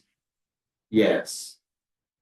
But the Guru is even kinder than Shakyamuni Buddha. Shakyamuni Buddha, the story is, and it's in the sutra, at one time when he was a bodhisattva, he was sitting around with the bodhisattvas who had clairvoyance, and they saw, oh, in the future there'll be this degenerate time when Zambuling means planet Earth, and wow, beings there will be so hard to discipline. And the other bodhisattvas, they're like, it's like kind of like a work assignment, you know, and like some people are going to be sent to other places, and you're like, oh man, okay, Paris, Paris, Paris, Paris, Paris, I want Paris. Punishment posting.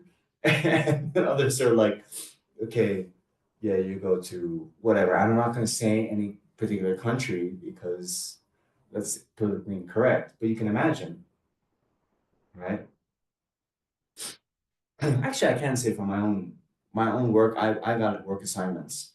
And at one point, I was, one point, I was assigned to Amsterdam. Wow, nice, right? Zurich, oh yeah. Then once Rochester, New York, which if you don't know, New York City, okay, pretty nice. Rochester is on the other side. Okay, nice place, nice people, I'm not criticizing, but yeah, like that. So in a similar way, these are bodhisattvas, and they're like, I don't want to be, manifest like that time. They'll be too hard to liberate, to teach. No one's going to listen, right? But then, of course, the Buddha was like, I'll go that time. I'll take that assignment.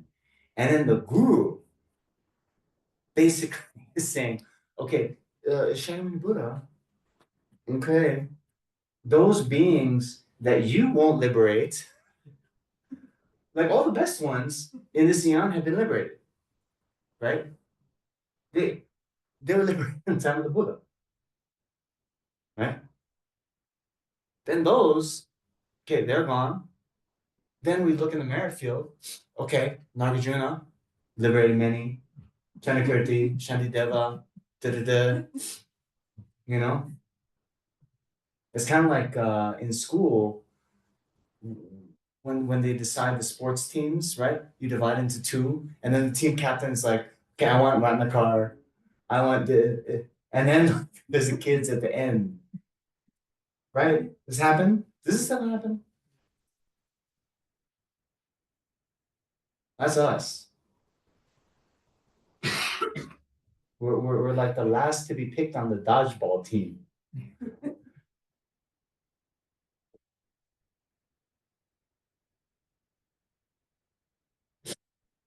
But yet,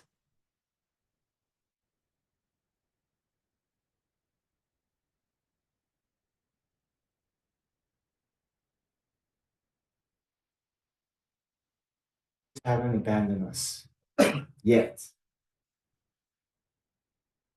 So that's why they're kindness. Okay?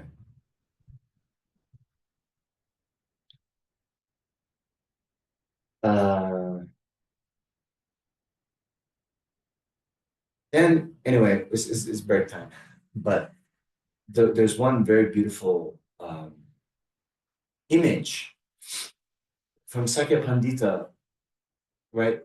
So in general, they say that so all the sentient beings are the objects of Buddha's compassion and the objects of Buddha's care. Sentient beings are all around, no problem. But just like the sun shines everywhere, when you have a magnifying glass, right? Have you ever done that? Then you can then ignite the dry grass or whatever, right? So similarly, Sakya Pandita says, likens the guru to like being the magnifying glass. The Buddha's blessings, the Buddha's, enlightened activities are everywhere, but it's only through that we can think of the guru as the one who focuses, manifests, and gives us that direct jolt that's able to ignite the potential. Okay, So,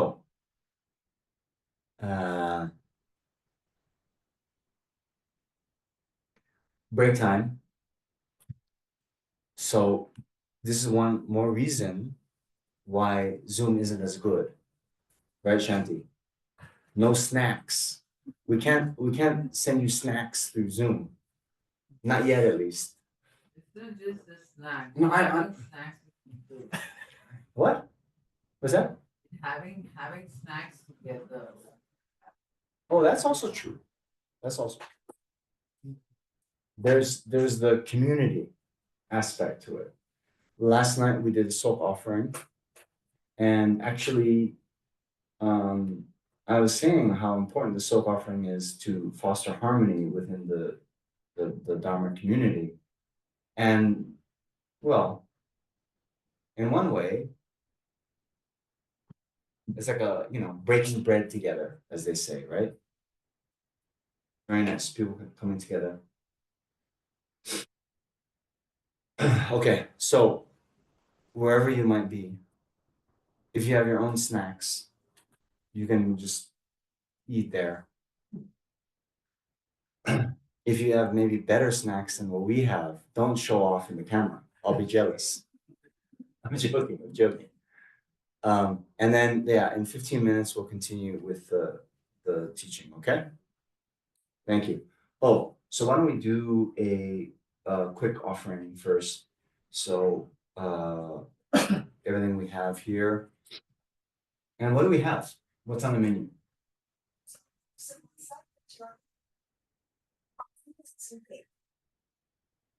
Samosa, and then what was the second thing? Kachori. Kachori.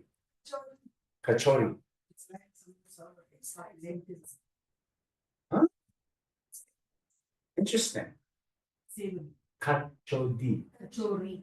Kachori. Kachori. So this is for all of you. Kachori. It's like a samosa, but instead of being filled with potato, it's filled with lentils. And it's Gujarati and Marathi or whatever. And Rajasthani. Okay? And then we have vegan cake. Thank you very much. And tea and coffee. So, Dilshad. Dilshad, are you in Hyderabad? No, Venerable, I'm in Bapatla, my hometown. Oh, I see. Vijayawada. Okay. Well, we miss you here in Bangalore, okay? Me too. Okay. Right.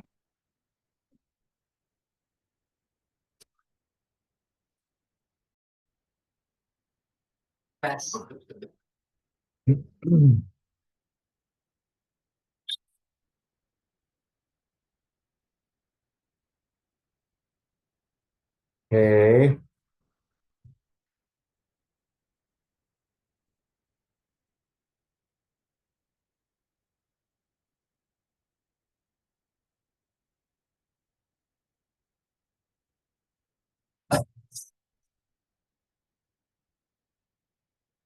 So,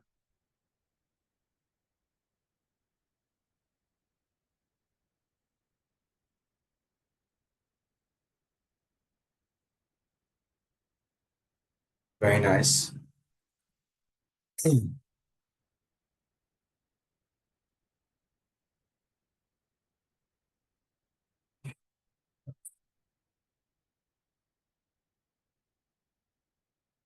Okay, let's get started. So I'm reminded, you know, we here in Bangalore, we here at CKSL,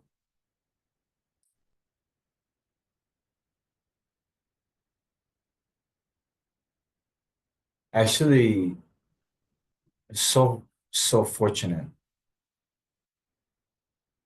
to have been able to host Lama Zopa Rinpoche several times and for good chunks of teachings.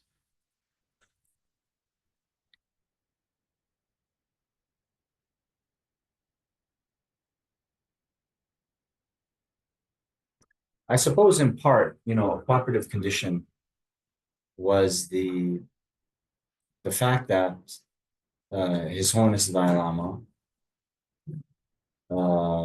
taught in South India quite a lot as well, and Lama Zopa Rinpoche would come for those.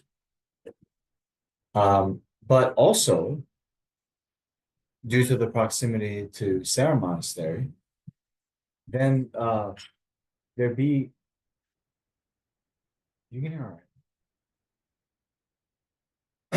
There'd be quite a lot of teachings that were then requested by the groups at Sera, and Rinpoche would pass through Bangalore. Now, it's a cooperative condition, but Rinpoche would also travel through, let's say, Delhi a lot on his way to Dharmasala and so forth. And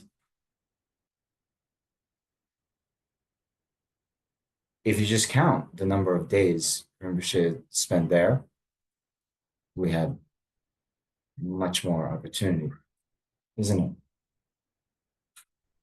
So that was due to the good karma of, well, all of you who had the good fortune to be here.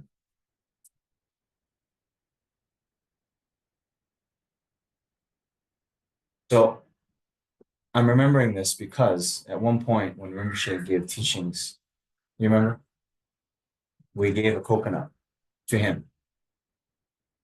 And it is.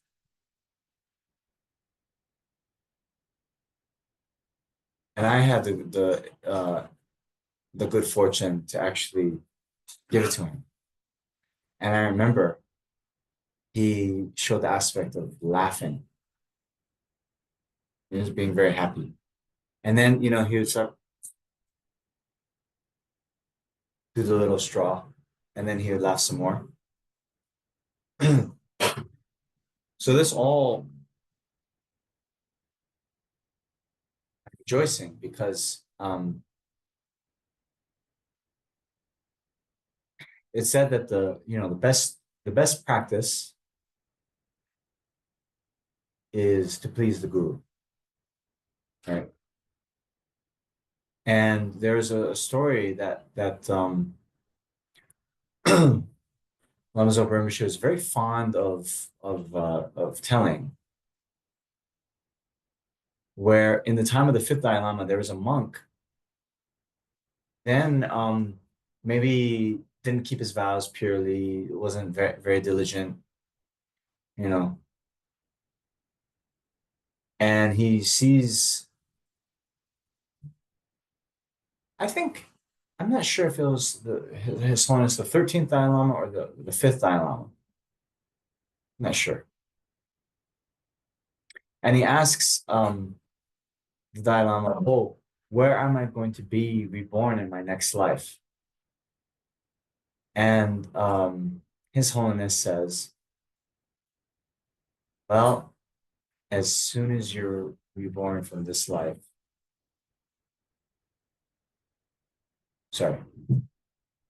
as soon as you pass away from this life, you'll immediately be reborn as a blue ox with big horns.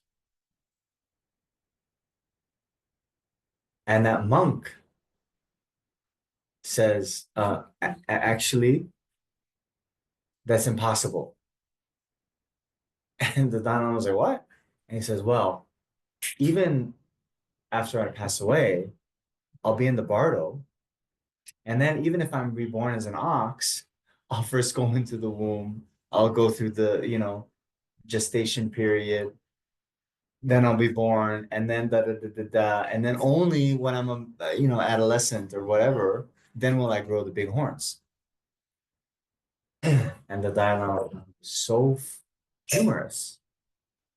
he started laughing and laughing and laughing.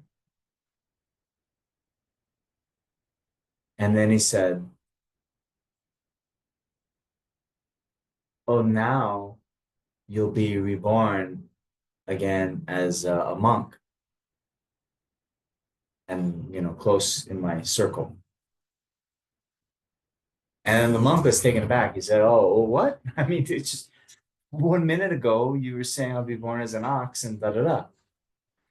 And the Dalai Lama explained, well, what you said, it made me laugh very much.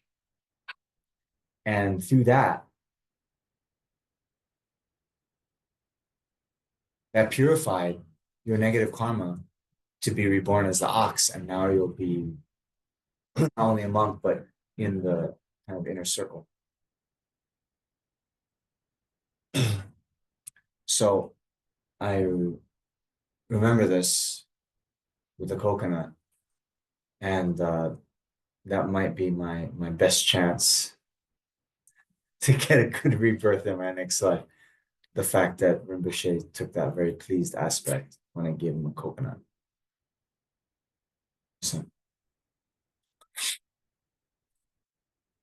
So later, and I think some of you know, those of you who followed the teachings that Rinpoche gave in Kopan during the COVID lockdowns, so Rinpoche had all these stuffed animals. Yeah, you see? Yeah. With his writing on it. No, this one comes just missed.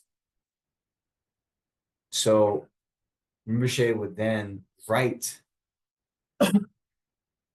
things on those animals, and they're actually going to make a book of all the kind of advice. Any Tenzin, any Jan from Kopan was working on this. Anyway,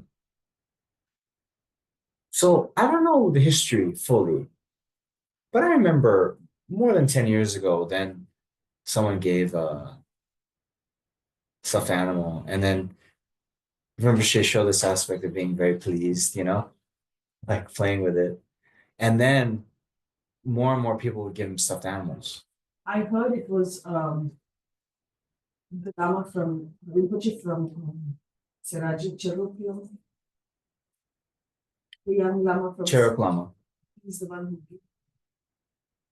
who started the is what I heard from Harry. In any case, he probably got hundreds, 3 digits of stuffed animals. And then, he'd give them away. But the point is, he would show the aspect of being very pleased and oftentimes laugh.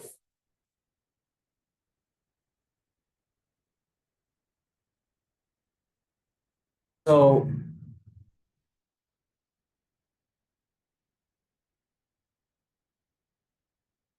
yeah, whatever is pleasing to the guru, then that's the best offering.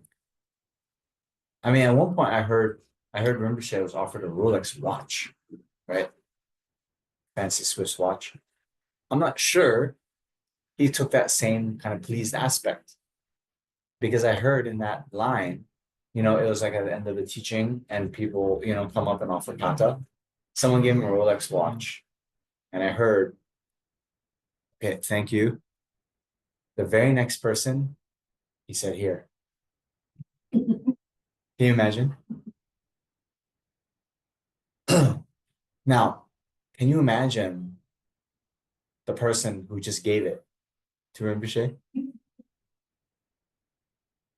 I don't know, maybe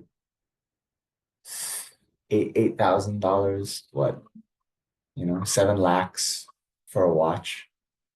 You give that, and then, okay, if it were me, maybe me, I don't know, some time ago, 20 years ago, before you meet Dharma, and I don't know this person at all, right? But you can imagine a kind of person that then Rinpoche wears the watch you gave and then goes all around. And then, you won't be that obvious about it, but you might slip to one of your friends.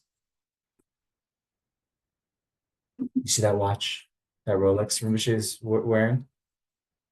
I gave it to him. And then you'll tell, but don't tell anyone else. Maybe not you, but you'll tell your friend who's a little bit like loose-lipped. You say, and then when you say don't tell anyone else, that's the guarantee. They'll tell a few people. And then you'll feel that kind of pride. Right? Could be like that.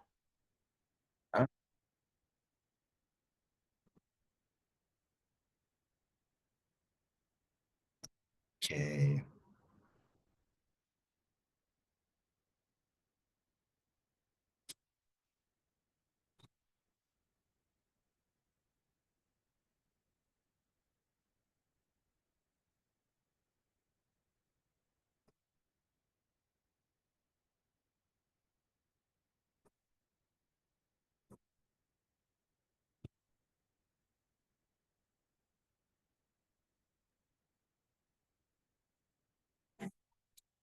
So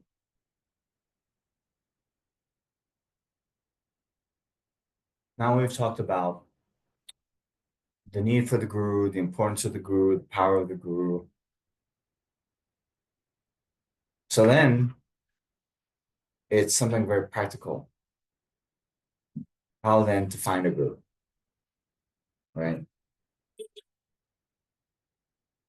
And as a part of this,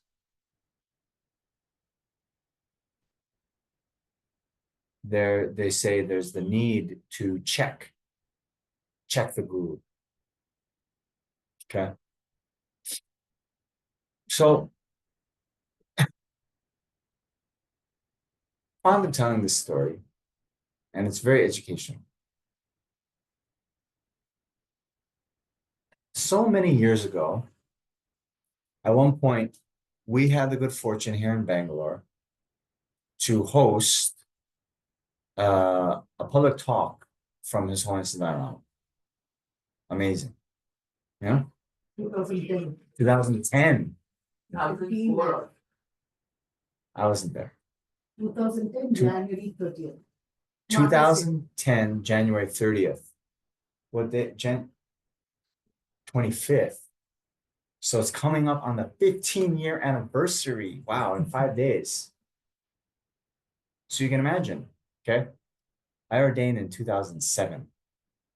I was here helping out. And in one of the breaks, I don't know the circumstances, but someone asked if I could give like a little talk, in one of the breaks. We were setting up chairs or something like this. And I talked 45 minutes. And someone comes up to me afterwards and says, will you be my guru?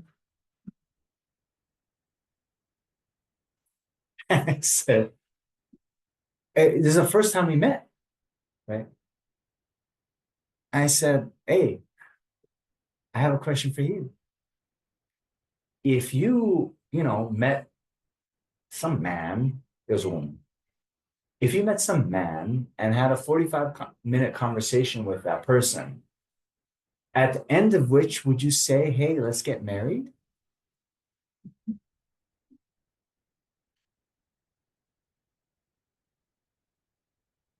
He said, no. I said, well, you see, okay, even you get married, it doesn't work out, it's not the right one. Okay, there's a lot of suffering, right? It's not nice. But you get over it. Not too bad. Now, if you enter into a guru-disciple relationship with a misleading teacher. The very famous story from the sutras, the Buddha's time, is Angulimala. Yes, Angulimala was a bright, young, kind of, wow. Yeah, having eating problems. So. Okay. Oh, now it's not there anymore. Okay, we're having some technical difficulties. But anyway, Angulimala was bright, young. His teacher, I'm going to turn the volume down a little bit. There's feedback. His teacher was getting jealous of him and saw that there was a risk that his student would surpass him. You can turn it up a little bit. It's like Goldilocks. Just wait. Yeah. So his teacher then said to him, okay, you want liberation? This is what you do. You have to kill 1,000 people. Then you'll be liberated. Thinking, of course, I mean, knowing it was a flat lie, but thinking he would get into trouble. And, then he would not be able to surpass him, right? So Angulimala goes around and kills, 999 people. And everyone he killed, he cut off their finger and made a kind of necklace. Hence, Angulimala. Yeah? Now, the 1,000th was Buddha. And as the story goes, as Angulimala was trying to catch up to Buddha to kill him, although Buddha was just walking very slow, serene, Angulimala, as fast as he could run, would not catch up. And at one point, he just yells out and like, hey, why don't you stop? And the Buddha says, why don't you stop? Something like this, right? And then Angulimala understood the stopping was stopping samsara. And as the story goes, he then, of course, repented and attained mana, or hardship, in that lifetime. Later, of course, because he was famous as this bandit. Then when he would go to towns, they would have a mob and beat him up a few times, several times. Anyway, the point is, you see, had he not become an arhat, all that negative karma from having relied on a misleading teacher would have gotten reborn in the lower realms for a long, long time. You understand? So by choosing a misleading or, choosing a misleading teacher, you can then fall into lower realms, have consequences for eons,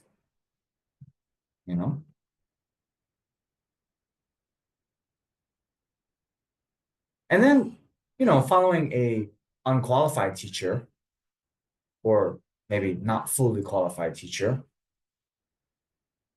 well, maybe it's okay. But if they can't teach the entire path to enlightenment, then you really wouldn't have made full use of this opportunity that we have as a human in this world.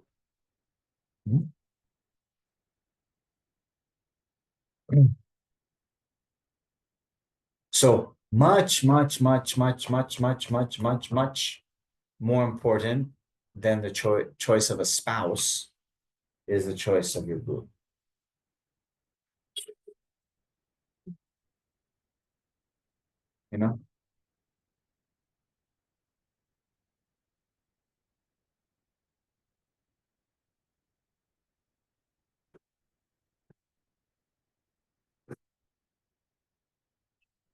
So then, actually, I get this question a lot, and it's kind of important for all of us who had the good fortune to meet Lama Zopa Rinpoche, receive teachings, receive guidance, form a guru disciple relationship with him, you know, then also, I think some of you know, but my main teacher down at Sera,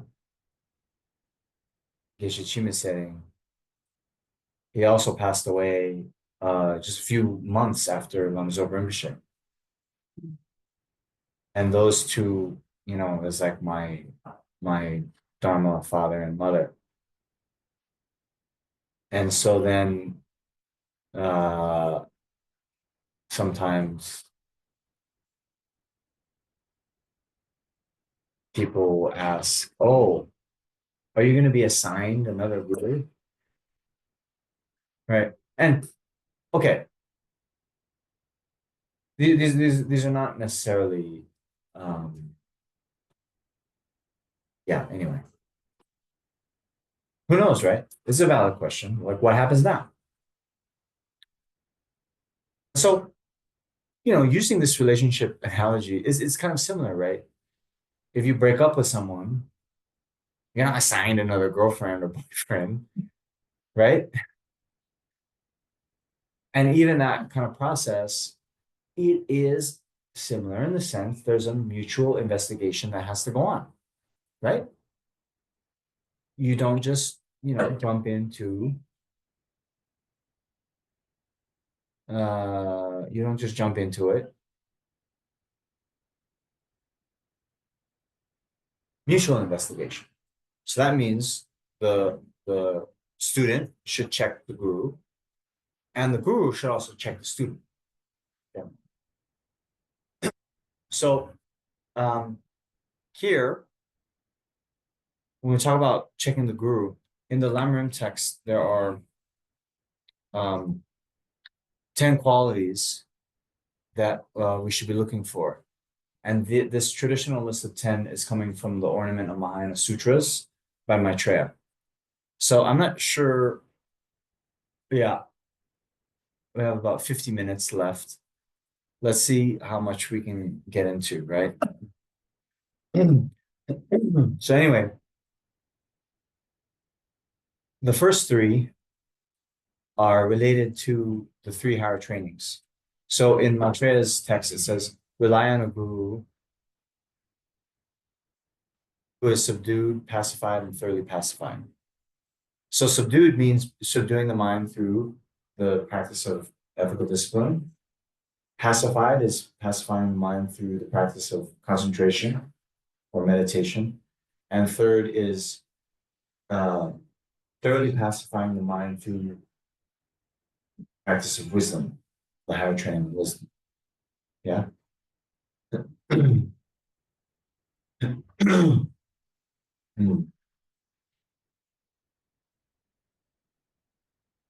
Then has greater knowledge.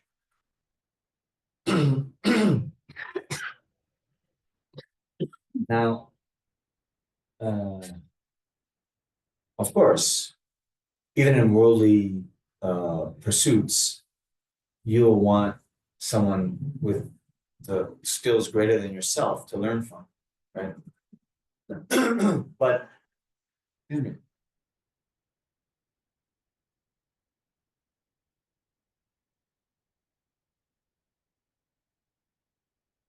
So nice. They have coconuts in Nepal. They do, but I'm not sure if they're imported from India.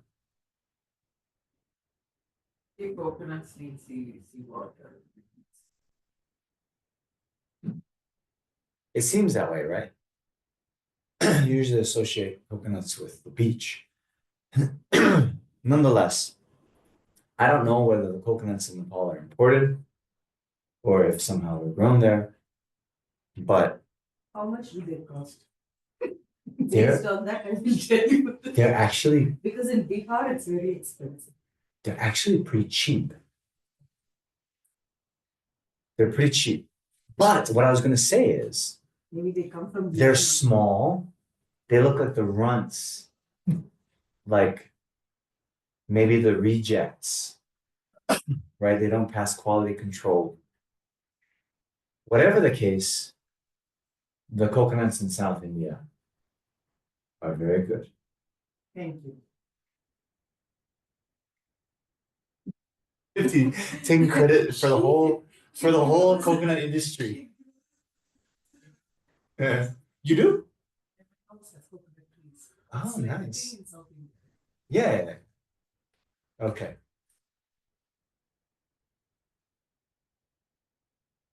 And then you're entitled to say thank you. Otherwise, if it's just like, I don't know. She farms coconuts. Wow. Okay. Other than that, it'd be like, Italian person. It's like, oh yeah, I really love pasta. And the guy's like, thank you. Something like that guy invented pasta or something. Come on, Okay. So having greater knowledge. Now, there was this very, famous case where so some of you know Vasubandhu, the great Indian master Vasubandhu. It is said that he had 4 students that surpassed him in 4 different topics. So Dignaga, who we mentioned, was a student of Vasubandhu, surpassed him in logic.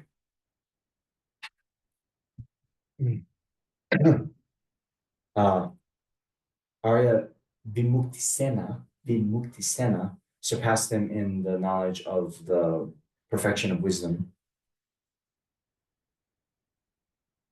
Gunaprabha passed him in relation to Vinaya, the monk's discipline. And Shidamati, Lojo Tempa, surpassed him in Abhidharma. Now, you would know Shidamati that from the story of Vasubandhu reciting Abhidharma Kosha in the cave, and Shidamati in his past life was a pigeon who was above the entrance to the cave, but heard that recitation so many times he got imprints. And then it is said that due to those imprints, he then was so familiar with that. Well, one, when he was born as a child, he said to his parents, where's Vasubandhu? I have to go study with him. And then because of all the imprints, then was able to surpass. Okay, so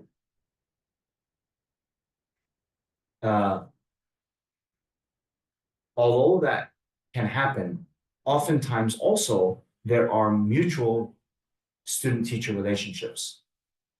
That can also happen. So then the question can come up, well, how does that then apply if one has greater knowledge? So one thing to keep in mind, like for example,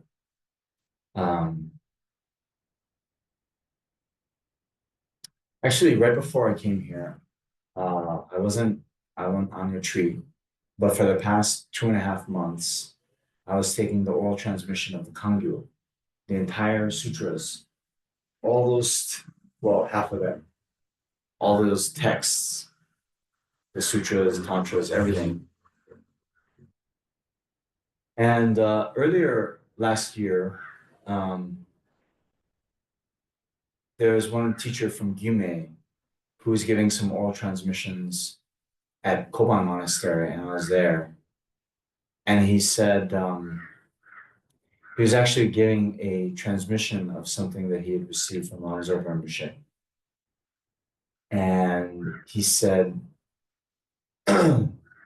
well, so you guys know the oral transmission of runes, right?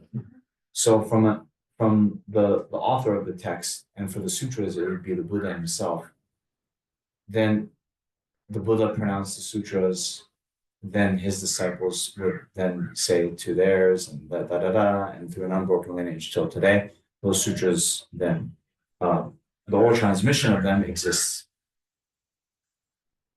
Now, we have Lama Tsongkhapa and his 2 disciples, Gyaltsab Je and Kedrup Je. Lama Tsongkhapa's collected works, that transmission still exists. But Gyaltsab J and Kejub J, already certain texts have been lost. Have the actual words, but the transmission has been broken. It's then said when one has the transmission, when you study, you have greater understanding, realizations come easier and like this. And then when you recite it, the power of that recitation is multiplied 100 times. So anyway, this master who is giving transmissions at Kopan, again, Drup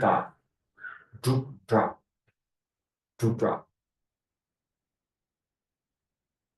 He received this from Rinpoche.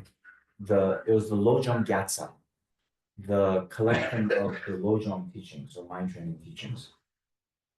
And he was saying how, and some of you know, he was receiving it from Rinpoche in Bodh Gaya, and he would show up for the teachings, and then sometimes he would have to wait for 3-4 hours.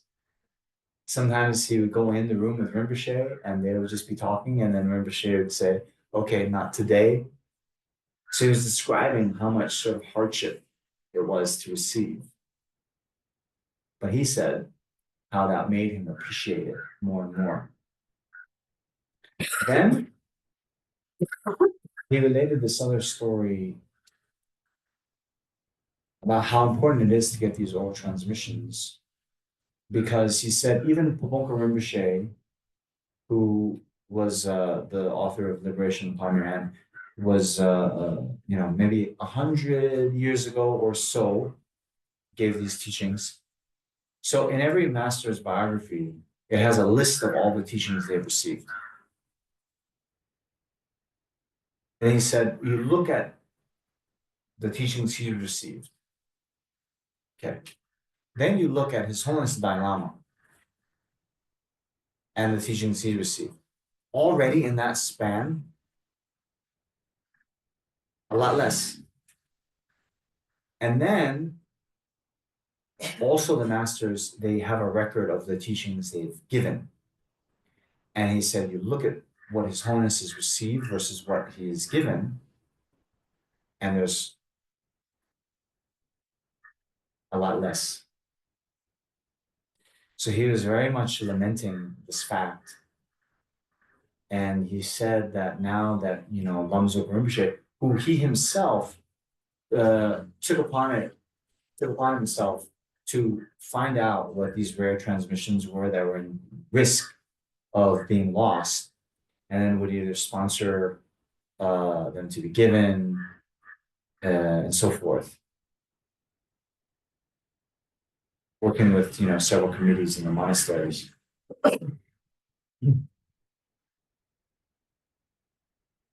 So anyway, again, Druk is very much like Lamzok Rinpoche in knowing and emphasizing the importance of these transmissions. And so he himself, after analyzing which transmissions weren't sort of existing in India, he traveled to Tibet and received. And he related the story that there's one nun who was mostly in retreat in some area of Tibet. But then when transmissions were happening, she would come down from her hermitage, receive the transmission. So at one point, when they were trying to check out who had this transmission, it was this nun who had it.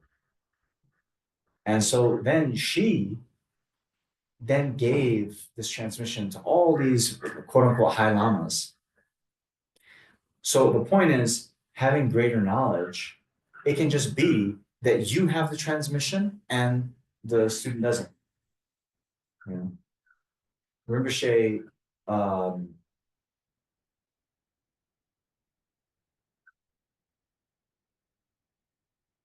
had a conversation. So Rinpoche hadn't received the entire Kangyo transmission. he was trying to arrange it. He was trying to sponsor it, actually in Bodh Gaya. And his attendant, Tendar, some of you might know, said that Rinpoche wasn't necessarily, looking for some high lama to give it. He just wanted to find someone who had the whole transmission. And he had actually requested a quite humble monk. But that monk was very shy to give. And so he sort of demurred. Yes?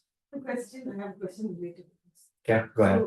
So when someone receives obviously someone who's a monastic studying, we can pass it on forward or only a high lama has to? No. So this is what I'm saying. Anyone who's received that loom then can pass it on. Last time Geshe-la, he gave us Give you what? Sema. Mixema. Yeah. So this is what I'm saying. So you can give Theoretically, technically, yeah. So this is the point. Well, there's many points, but one is you never know, right? What kind of causes and conditions can be in the world, and you might be the one who has the mix, and that's it, right? And then you would be the upholder of that lineage, It's okay to share what we received. I don't know because I just want to share it. Well, so it depends on your motivation, right? In general, I wouldn't be that public about things. I was talking about this the other day, but there's an old Tibetan saying that you should keep 3 secrets. One is other people's faults. Second, your own good qualities. And third is your plans for virtuous activities. So, of course, the first one, of course, easiest to understand. Shouldn't be talking about others' bad qualities. Now, of course, if you're their teacher or something like this.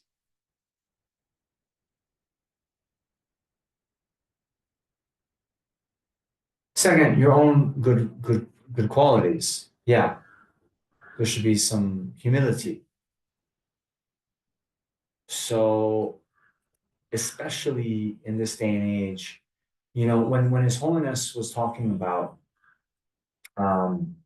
checking out the guru, to relate it back to our topic, he mentioned how in recent times people from Tibet or even China, then they came to Dharamsala and they met with him, and they would say how in China there were these Tibetans who came, and they would self-proclaim themselves to be Dharma kings. And they would go to a town and advertise, and then people would receive teachings, and then he said they would start demanding money, possessions, even sex. And they told His Holiness, can you do something about this? Can you put a stop to this? And His Holiness said, what can I do? What I can do is tell you about the importance of checking out the guru and tell you about the qualities to look for. But then it's up to you. So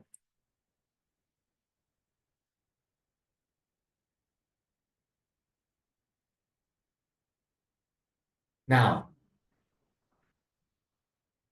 not you, of course, but I can imagine in this degenerate time, someone kind of putting it out there. You know, we're talking about hinting being wrong livelihood, right? So I'm this lineage holder, I'm like this, but like, you know, the kind of self-promotion.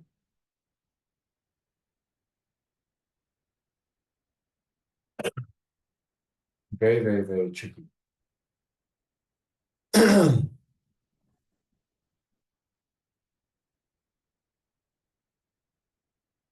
So in general, you know, they of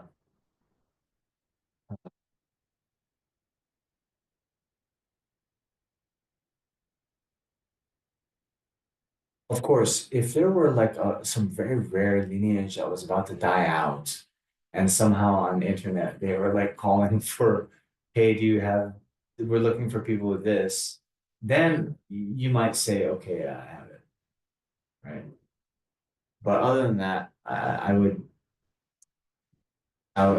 keep your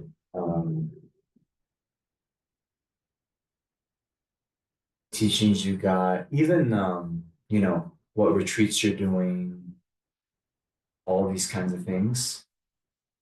You just keep it quite cards close to your chest. This is related to the third secret, your plans for virtuous activities, because they say that obstacles can arise. As many of you know from the story of how Buddhism was first established in Tibet, when they were trying to build Samye Monastery, well, first, okay, when they tried to build Samye Monastery, all the rocks they moved in the day to build the foundation and so forth, at night, the spirits brought them all back. So there are kind of unseen spirits that are opposed to virtue. So then, when you make your virtuous plans public, it can invite obstacles seen and unseen to us. Yeah. Are spirits supposed to know your Well, depends on the spirit. There are, of course, some spirits with levels of clairvoyance, and there's others that are just, you know, troublemakers. But it could inspire other people in your plans. So, for example, if you were going to ordain,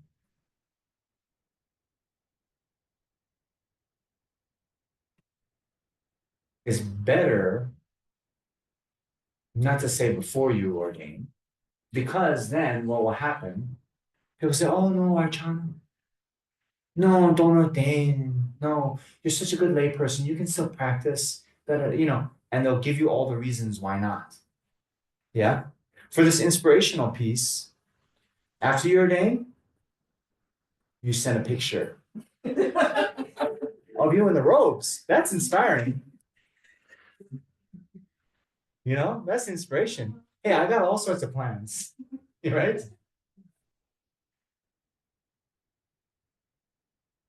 I remember just one story. Just worldly story. When my father met my mother's parents for the first time, he was talking about, and this is in the 1960s, he talked about how he was going to be a millionaire before he was 30. Yeah. This was and my grandparents, my mom's parents, they had a lot of like, oh, what? Like, that was a kind of warning flag for them, you know?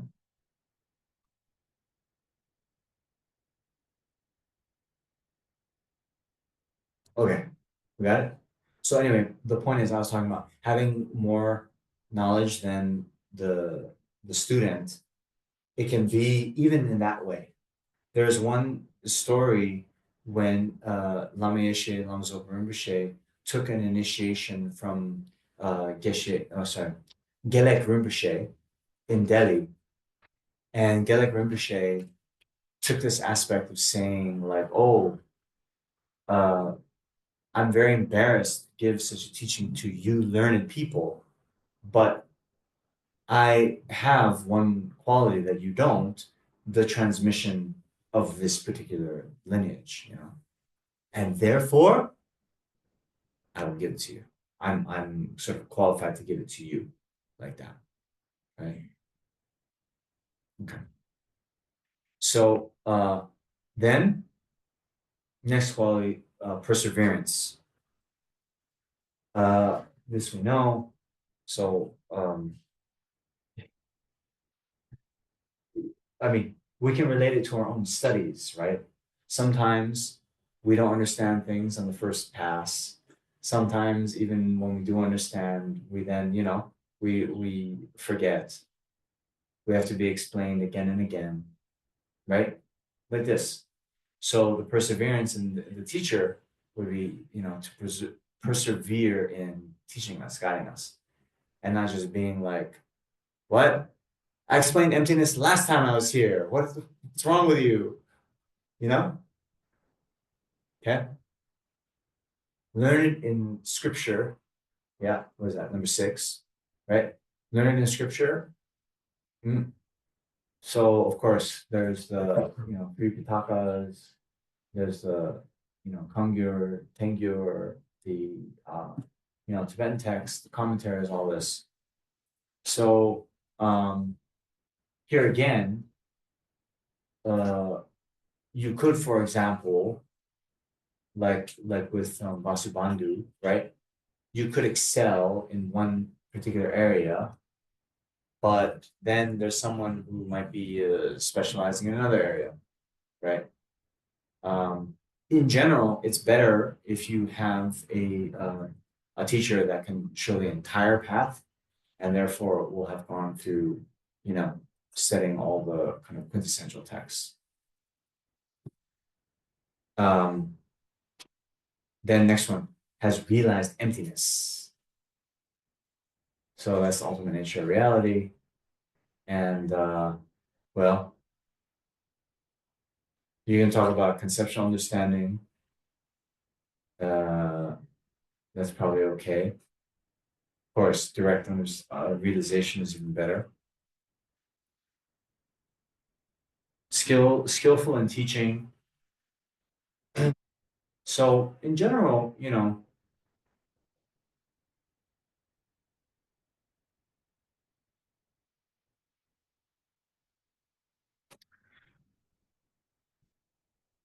I think you even know this in your worldly subjects that you've learned, right? Those teachers that really kind of unlock that level of understanding for you. So it can include anything from using different analogies, explaining things using different terminology, using you know, modern day examples, relating it to other kind of fields of knowledge and things that you might have read. Anyway, it's about the ability to induce understanding in the student. Next, has a compassionate nature.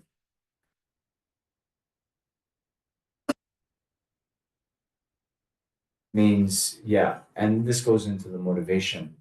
Motivation being to benefit the student, to help them get out of samsara. And then last, abandon discouragement. So this is kind of related to perseverance.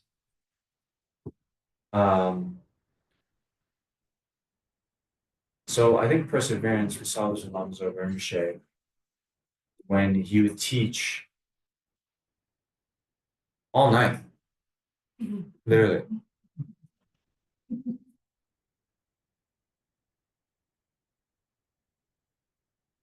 Here's another instructional, I hope, story from my life. So once when I was in Singapore, I had gone to Singapore because there's some change to the. Okay, I went to Singapore to receive Rinpoche's teachings, but right before I left, there was some change to the law, the visa laws.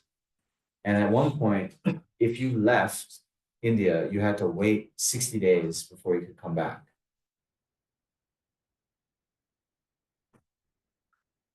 But you could apply and receive some kind of special dispensation to get back in. So I had, through my very kind contacts, I had set up an appointment at the High Council of India to kind of make my case to let me back in. We had an appointment for, I think, 10 a.m. Rinpoche was teaching the previous night. And it literally went all night. And it was 9 a.m. I think my appointment was at 9. Anyway, whatever it was, I had been up all the night. And then the person who helped me was like, your appointment is like that. I said, teaching's not over. I can't make it. Yes. So, of course,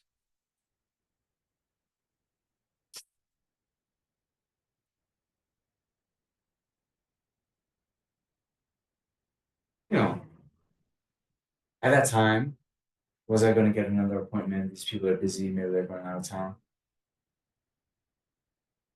You don't think like that. You think, when am I going to get this teaching from my guru again? You know? So that, no hesitation, no doubt. So anyway, I'm not saying, yeah. I'm always like that, but one time I made the right decision. But the point is, Rinpoche, so whatever teaching it was an initiation. And usually, if you've been to an initiation, then sometimes these gurus and qualified gurus like His Holiness, they can do, an hour, okay. But Rinpoche very meticulously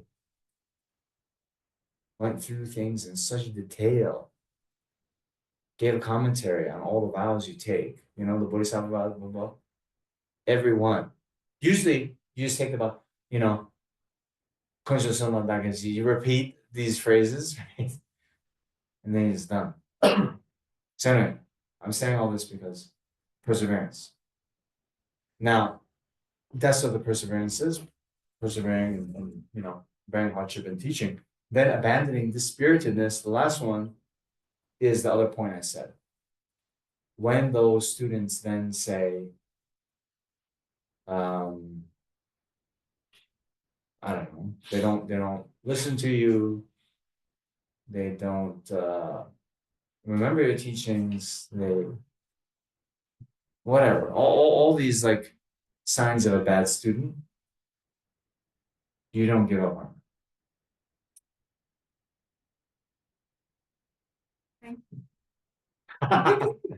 No.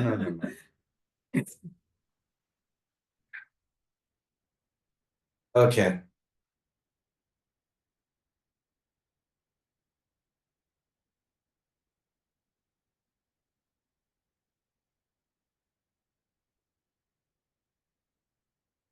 So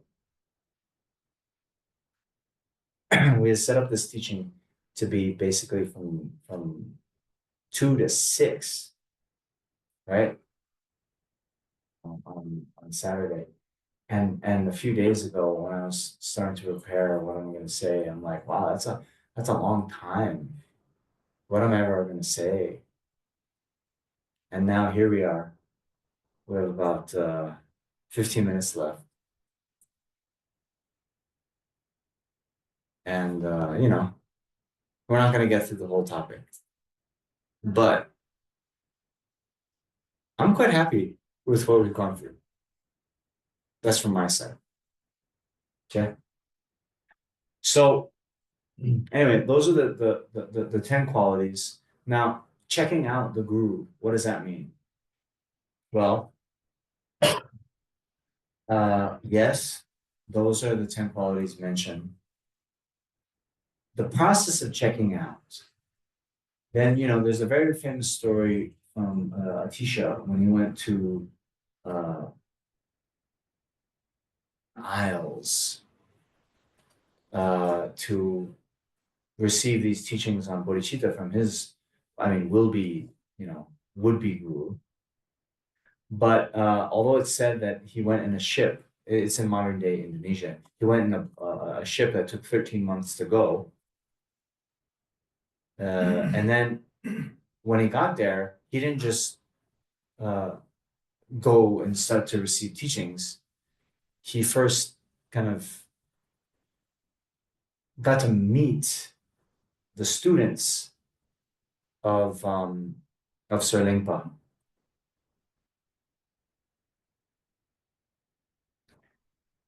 And that was a very good way of checking. Yeah? So here's there's two sides of this to us, right?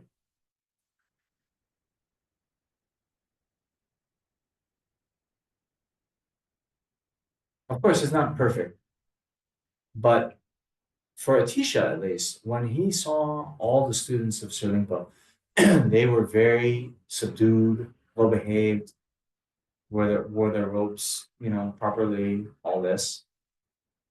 If that's the case, it's a good indication in a positive way.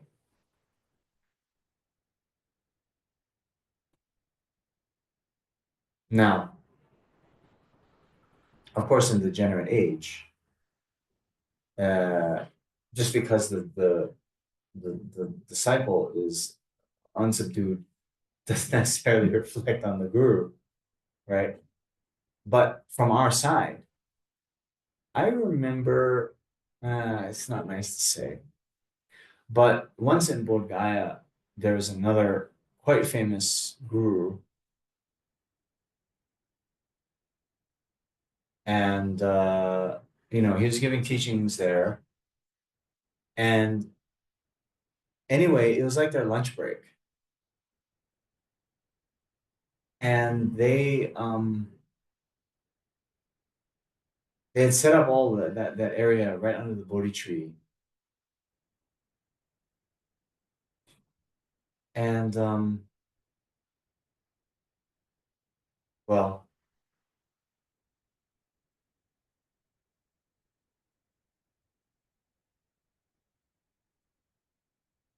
okay.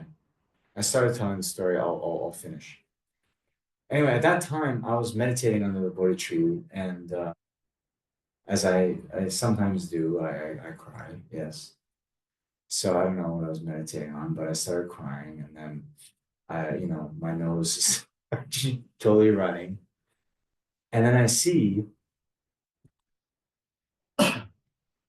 there's a box of tissues next to the throne. So anyway, after I'm done and I'm like totally messy, I kind of walk up to the throne and like, there's someone there. And I say, could I have a tissue? And then, no, these are Rinpoche's tissues. You know. And I was like, wow. Okay. What came to my mind? And I was like later in hindsight, you know, when there's something that happens and then you play it back in your mind, and like I should have said this. But what came to my mind was, you know, if Rinpoche were there, would he say no? You know, you can't have a tissue. Yeah. Okay. So then it's like a little debate with that person, right? If you say yes, I'm like, okay, right? You've not learned the basic, perfection of generosity. Okay. By the way, I just mentioned this.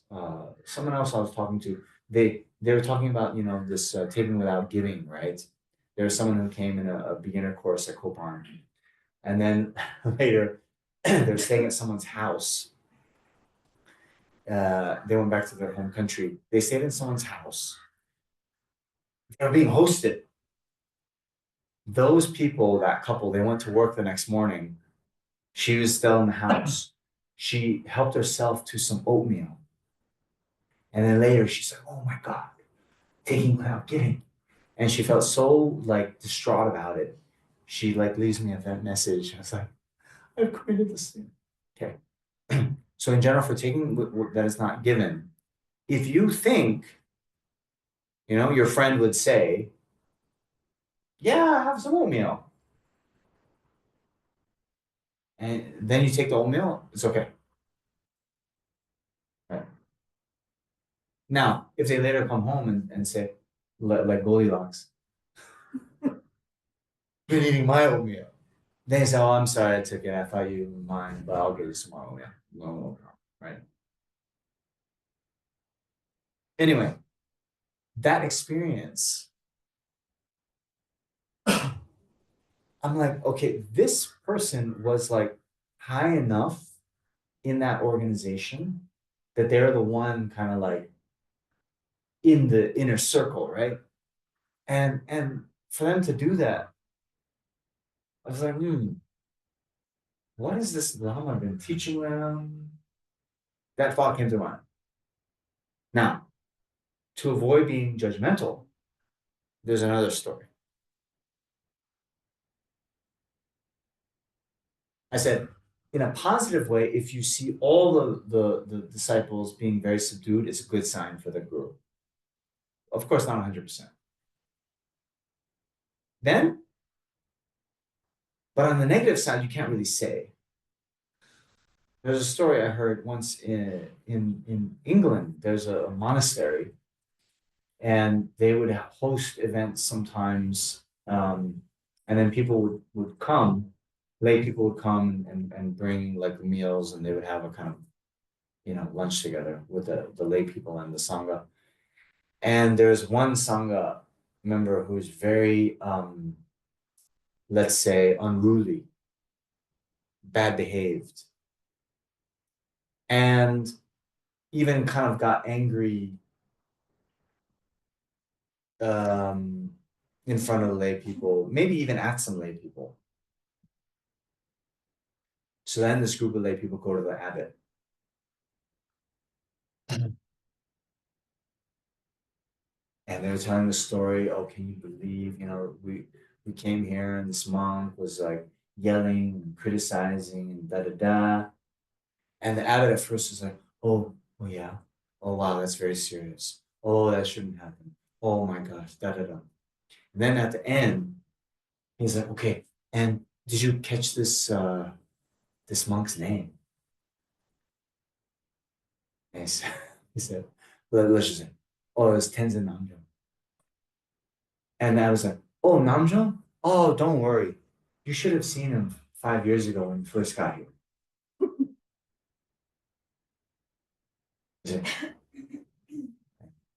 Get me? So, although I might be saying now, might be very unruly and whatever, we have no idea how they were like before. Maybe they were like so much worse before, and now, like 5 years later, they're still getting angry, but like, wow, the Dharma is still working. You understand? Anyway, check out the group. Now, the last point on this topic is it was some special additional advice that Rinpoche, Lama Zopa Rinpoche gave. So there's two sides to this. along with that list of the 10 qualities, you should also check how their relationship is with their gurus and how their relationship is with His Holiness the Dalai Lama.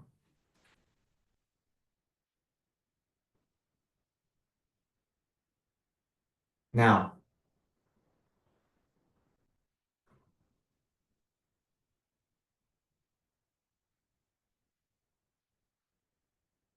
they need not necessarily be a student of His Holiness the Dalai Lama, but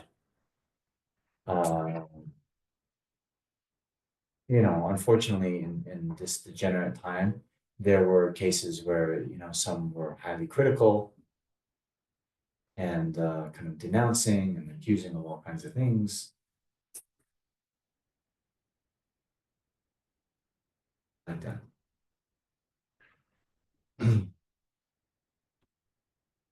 Um. I find it all of that. Actually, what I was just saying a few friends, but one talks about this holiness like that. I feel really like a rock rider. You feel like what? Like a rock rider. I just want to like. Yeah. So we're almost out of time. Hello.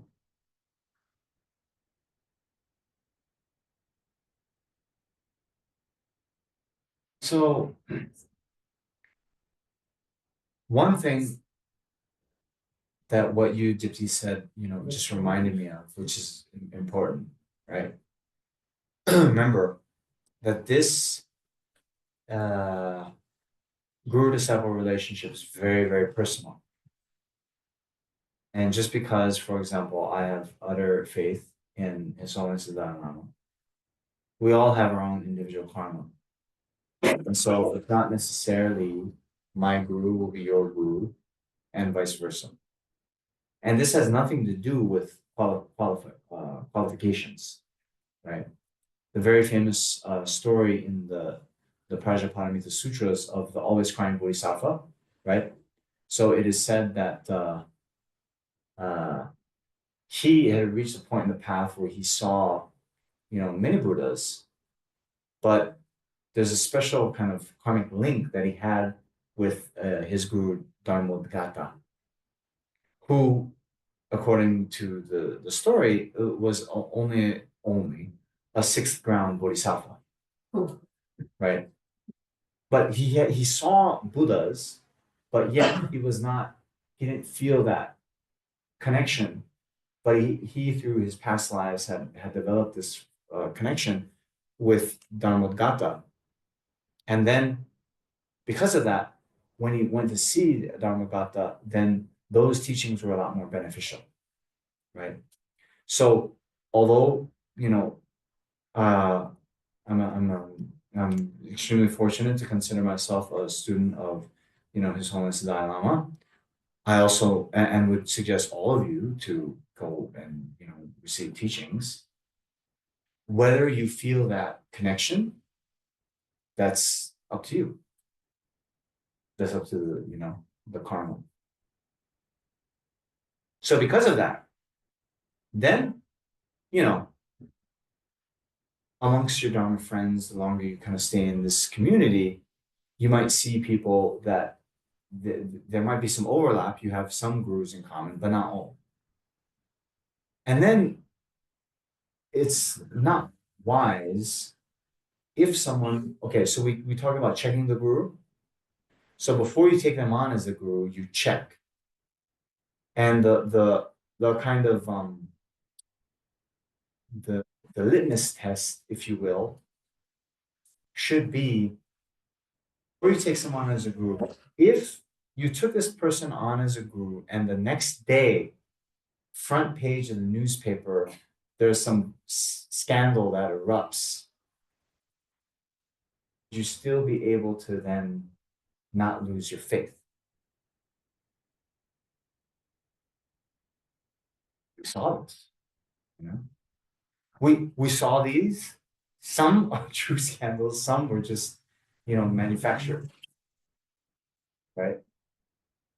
But what's going to go on in your mind. That's the important thing. So the other point is, if you, you know, have a Dharma friend and one of their gurus is not your guru, to preserve the harmony, you don't say anything bad. I mean, you shouldn't say anything bad about anyone, but especially not someone else's, guru, because they might feel like a Rottweiler.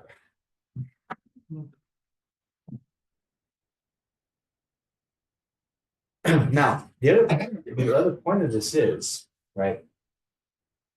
You see, because once you've taken them on as a guru, then the fundamental shift there are two, right?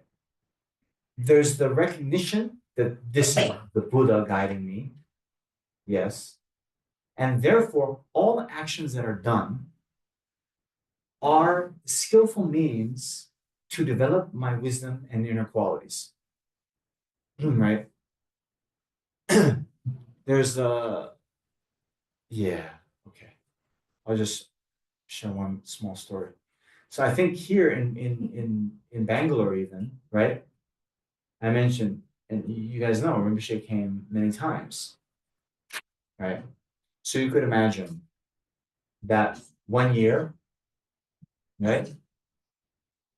Oh, like, some of you might have gotten a private audience with Rinpoche, had tea, she gave you gifts, he gave you the mala, and then you're very happy with the mala, showing off, oh, you like my new mala? Yeah, Rinpoche gave it to me, right? Then next year, when he came, hi, what's your name? Where are you from? Shows the aspect of not knowing you at all. Right? So, what? You can imagine. How dare this person? I made these offerings to you last year. Ooh, how do you not remember me? Blah, blah, blah, blah, blah. That kind of mind getting upset at the group. Or the other way, oh, that self-cherishing mind, that I is coming up. What skillful means of my guru to show me this? Yeah. So before you take them on as a guru, you do all this checking. Afterwards, you see things in a totally different way.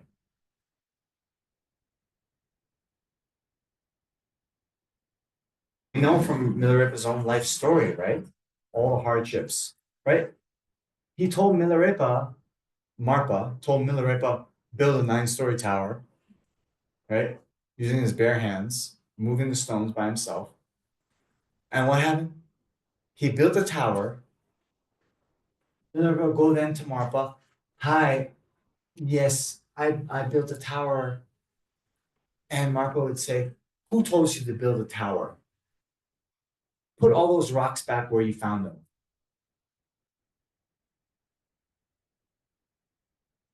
So, can you imagine?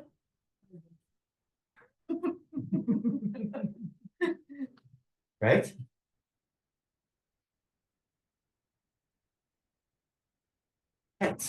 How Milarepa was able to achieve enlightenment in that lifetime, his faith never wavered. Okay. Now he did this, I think he built it 3 times. And before he built it the 3rd time. So he was told to build it, take it down, build it, take it down. And then the 3rd time he was told, he very sheepishly said, okay, are you sure this time? Are you,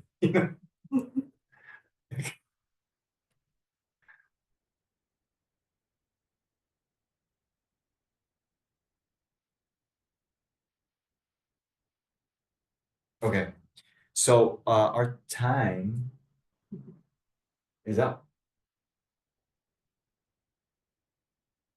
But that is the essence. Huh? Well, I wanted to give time for questions. So, yeah, that's the essence. And yeah, who knows? It's an important topic. We can talk about it more later, perhaps. But in the meantime, are there any questions? Thanks.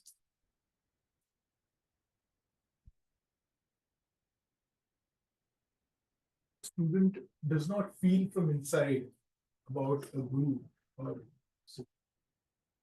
Wait for that signal to come to him, or should searching for one and seeing the qualities and stuff like that, or wait for it to kind of occur to him. So because there are some people who say that once you see him, you see the guru, you'll have goosebumps and you feel like some people feel like crying, and there are indications which kind of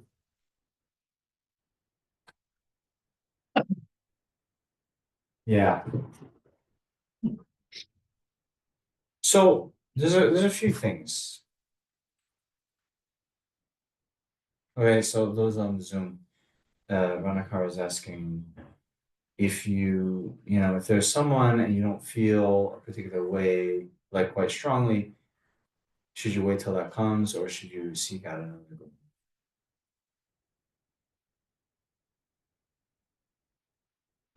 So there's a few things, right? One is in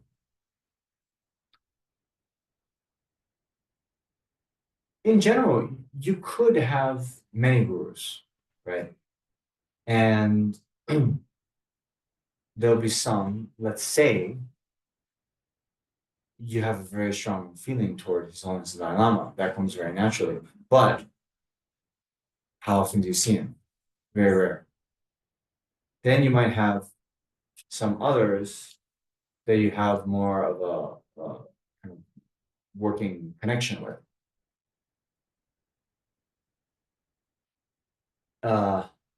If you were, for example, let's say you were in some kind of town and there's only one guru.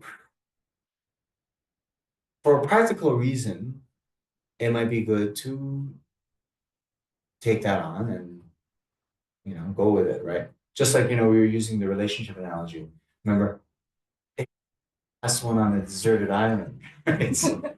Right? So sometimes it's kind of like that, right? Now, in that case, it'd be very effective for the mind to say, okay, then this guru in my town, that's an emanation of His Holiness the Dalai Lama, who is showing this humble aspect, so I can meet with them every week or every day, right? Because His Holiness in that aspect, who gets access to him? No one. I mean, and if you do, it's very few and far between. That can be very good.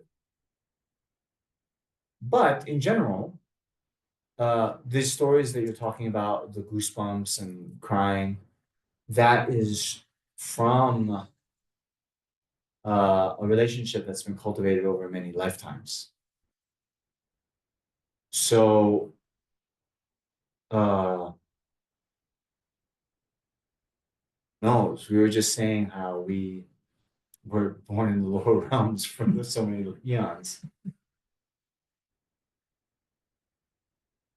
This is related to another question about someone, with a root guru, a root guru. And in general, best way is after some years, maybe decades, you look back and you see whose teachings have benefited your mind the most. Then, they were my root guru,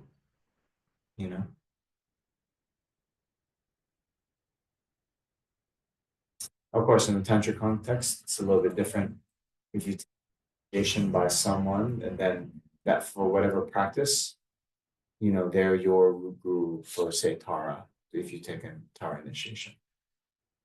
But in general, you can have more than one guru as well, right? Does that answer your question? That's very skillful. Like, in general, that advice, if you have many, yes, your level of faith might vary according to who it is, but they say a skillful means is the guru you have most faith in. You see all your other gurus as an emanation of them.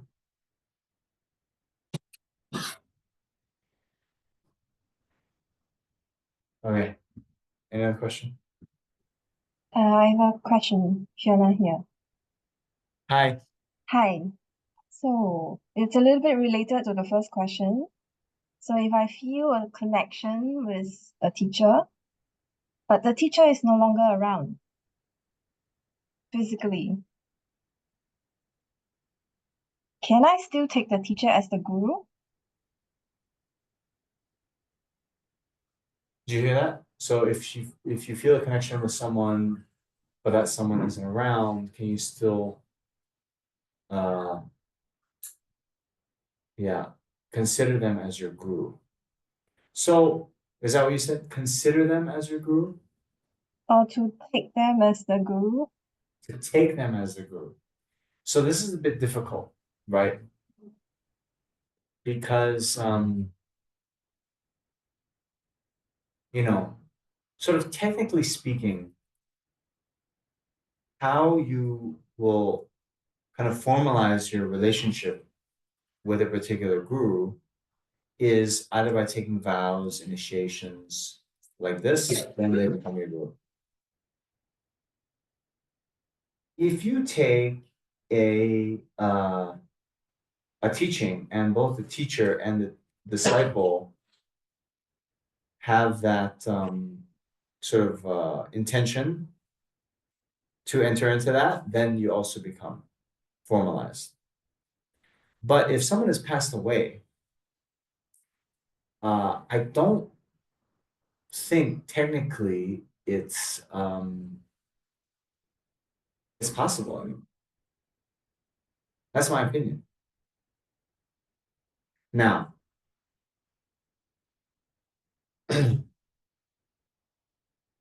of course,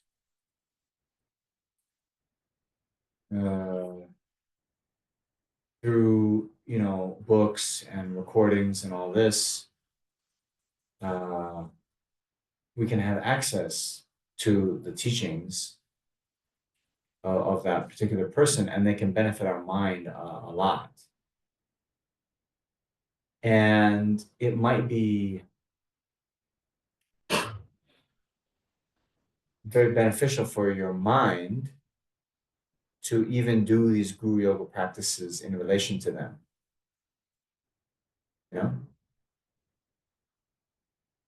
Um,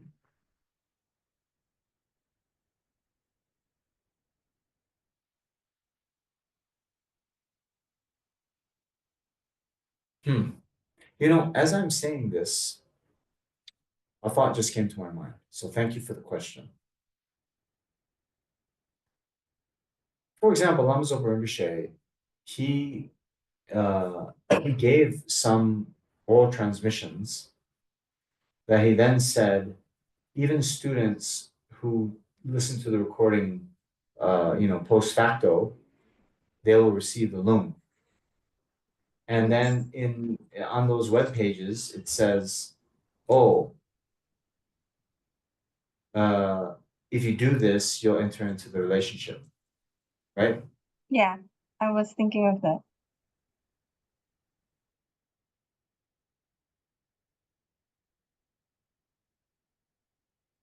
So then, that might be okay. You see, we've been talking about the kind of conventional guru, right? Who's the one in kind of flesh and blood we can see. But on a more ultimate level, the ultimate guru is the enlightened mind of the Buddha, the Dharmakaya. And then this Dharmakaya appears in these various forms.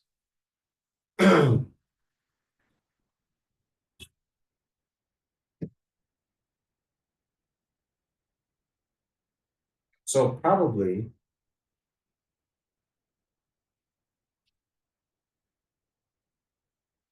yeah, I think that'll work. Thank you. Because you see, it's like this, right? Normally, there's these kind of rules, right? When you take initiation, oh, you have to have this prerequisite and you have to be doing this and that. But ultimately, the initiating master is the boss, right? So for example, the practice of Vajrayogini, this is an example, you should have received a previous Hatha Yoga Tantra initiation before taking the Jenang of Vajrayogini. Okay. But Lama Yeshe used to give this, without the prerequisites. Okay, he's the boss. Right? So if Lama Zopa Rinpoche said, okay, in the future, anyone who listens to this, they can receive the loan. Great. Okay. Thank you. Actually, two more questions. Okay. Related to lamas or rinpoches who have reincarnated.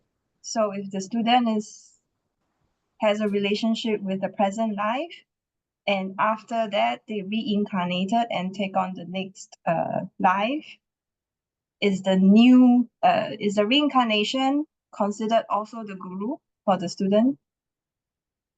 So, okay. So when the guru manifests passing away and then they are recognized as a reincarnation, does that reincarnation then become the guru? So not automatically. Not automatically.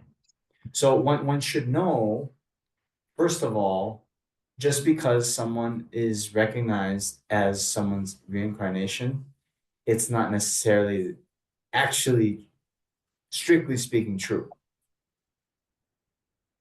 His Holiness some years ago, he gave a talk about this in relation to his own, reincarnation, and there was some discussion about how that was going to happen. And he mentioned how historically, sometimes they would just do that. You can imagine, okay, in like rural Tibet, they recognize someone as an incarnate lama. They then get put into the monastery, they're educated and all this. Well, there could be just some, quite humble child who they see it's most beneficial for that child to go into the monastery and receive that education. And so they might name that child. Okay. Secondly, is there's a thing about karma as well. And yeah, unfortunately, yeah, you'll see some so-called reincarnated lamas. They're taking a very different aspect in that life as opposed to their past life. Thank you. So anyway, yeah. Okay, third one. The last one is, you mentioned at the beginning that we offer to the guru before receiving teachings. So I'm just wondering, why is it that usually we do the offerings after the teaching? Oh, okay, sorry. You offer a mandala. Okay. I see. Noted. Yeah. Thank you. So in general, for the teaching, like there's the mandala at the beginning and the end. Or the mandala requesting teaching and mandala Thanksgiving mandala. Okay. Thank Yeah. you.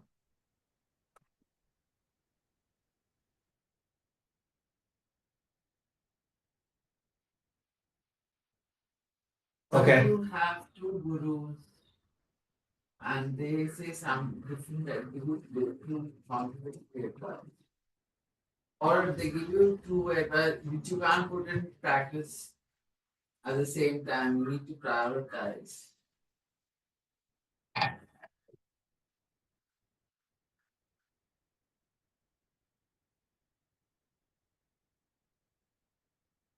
Okay, so the question was, what if you get pieces of contradictory advice from two different gurus?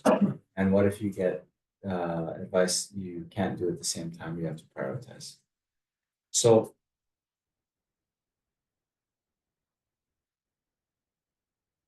it's very hard to make a blanket statement that will cover you in all instances,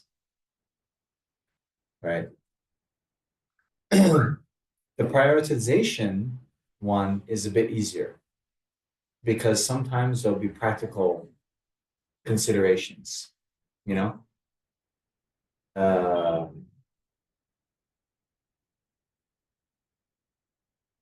If, for example, you've been told to do, let's say, one kind of retreat by one guru and another kind of retreat from another, and one is going to take 3 months, like let's say the Vajrasattva retreat, and then another is going to take 3 weeks, and then you look at your schedule and you can do 3 weeks of retreat, do the 3-week retreat first.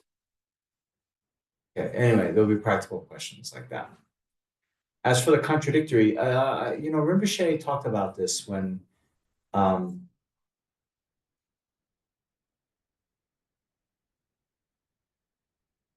think he was given advice once by Lama Yeshe to start eating in the evenings, which technically speaking is against the monk's vows, right? But Lama Yeshe was, or maybe one of his other gurus told him to keep the vows as best he could. So he went to Trijang Rinpoche, I believe, and Trijang Rinpoche told him to follow Lama Yeshe, because Lama Yeshe had been sort of urging. Now, for me, it's not so much contradictory as it is, there's a special case. Because there's the general advice, and then the special case when Rinpoche had been, maybe he'd gotten sick, maybe he lost a lot of weight, and Lama Yeshe had responded to that.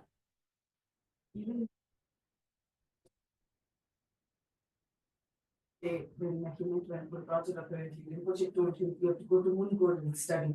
And when Roger was leaving Bhopal, and Lama Yeshe stopped him and said, no, you have to stay with. Yeah. So sometimes, yeah, there's many stories of this. Now,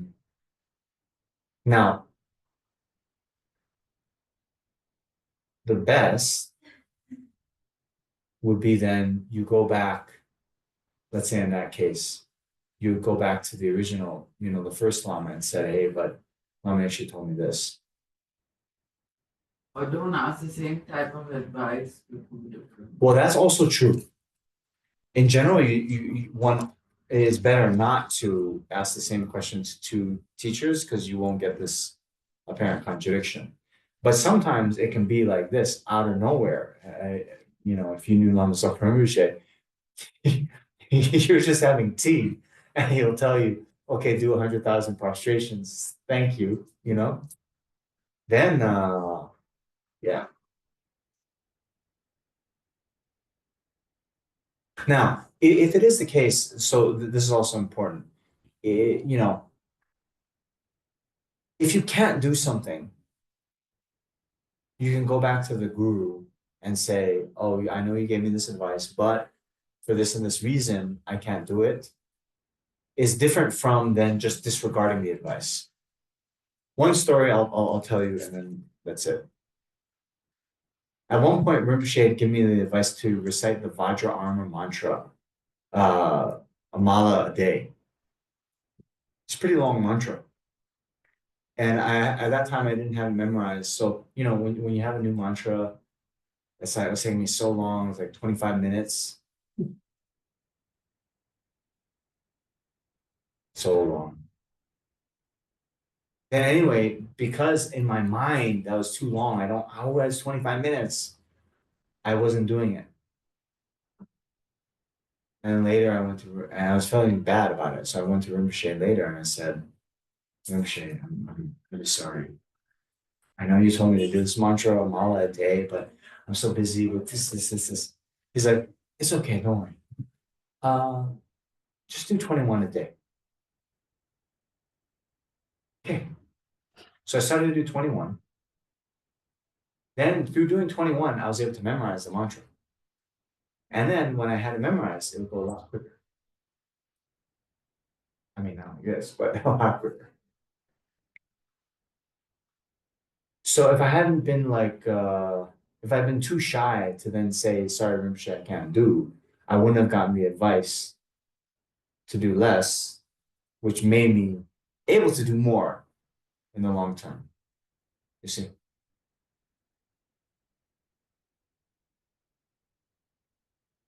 Okay. Maybe that's it for now. So let us, oh, you all have this, right? Let's just do the first prayer, the swift return prayer for Lamzo Rinpoche. We'll just do the 1, 2 that was written by page 5.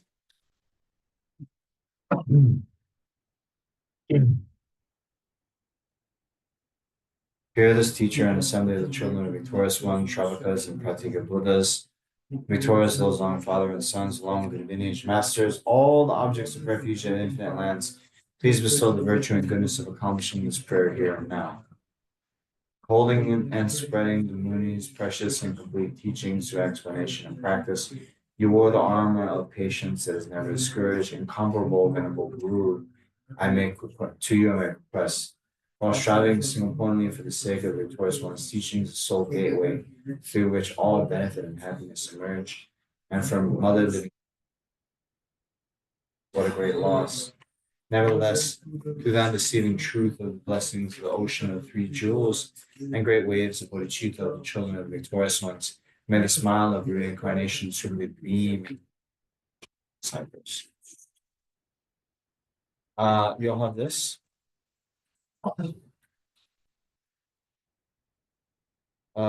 Page 235.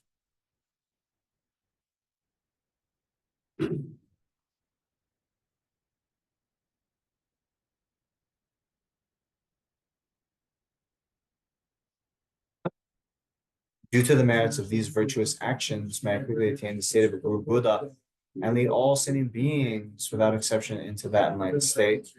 May the supreme jewel bodhicitta that has not arisen arise and grow. May that which has arisen not diminish but increase more and more. Just as brave Manjushri and Samantabhadra too realize things as they are, to dedicate all these merits in the best way, that I may follow their perfect example. I dedicate all these roots of virtue with the dedication praised best by the victorious ones thus gone on 3 times, so I might perform good works. I dedicate whatever virtues I've ever collected for the benefit of the teachings and of all sentient beings, and in particular for the essential teachings of perfect Lord Son Rock that shine forever. Then 2 more. May we not arise heresy even for a second in the actions of the glorious Guru. May we regard whatever actions are done as pure with this devotion. May we receive the blessings of the Guru in our hearts. And all my lives, through the victorious one, Lama Tsongkhapa, acting in person as the Mahayana Guru, may I never turn aside for even an instant from the excellent path praised by the victorious ones.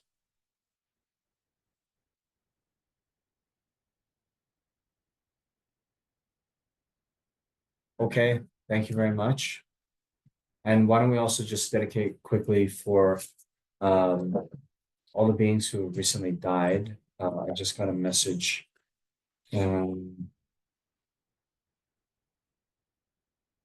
Maria Margardia Severanio just passed away today. And all the other beings who recently died, may they have a rebirth in the pure land of the Buddha where they can achieve enlightenment, or at the very least attain a perfect human rebirth, meet with the Mahayana teachings and Mahayana Guru, and attain enlightenment in their very next life.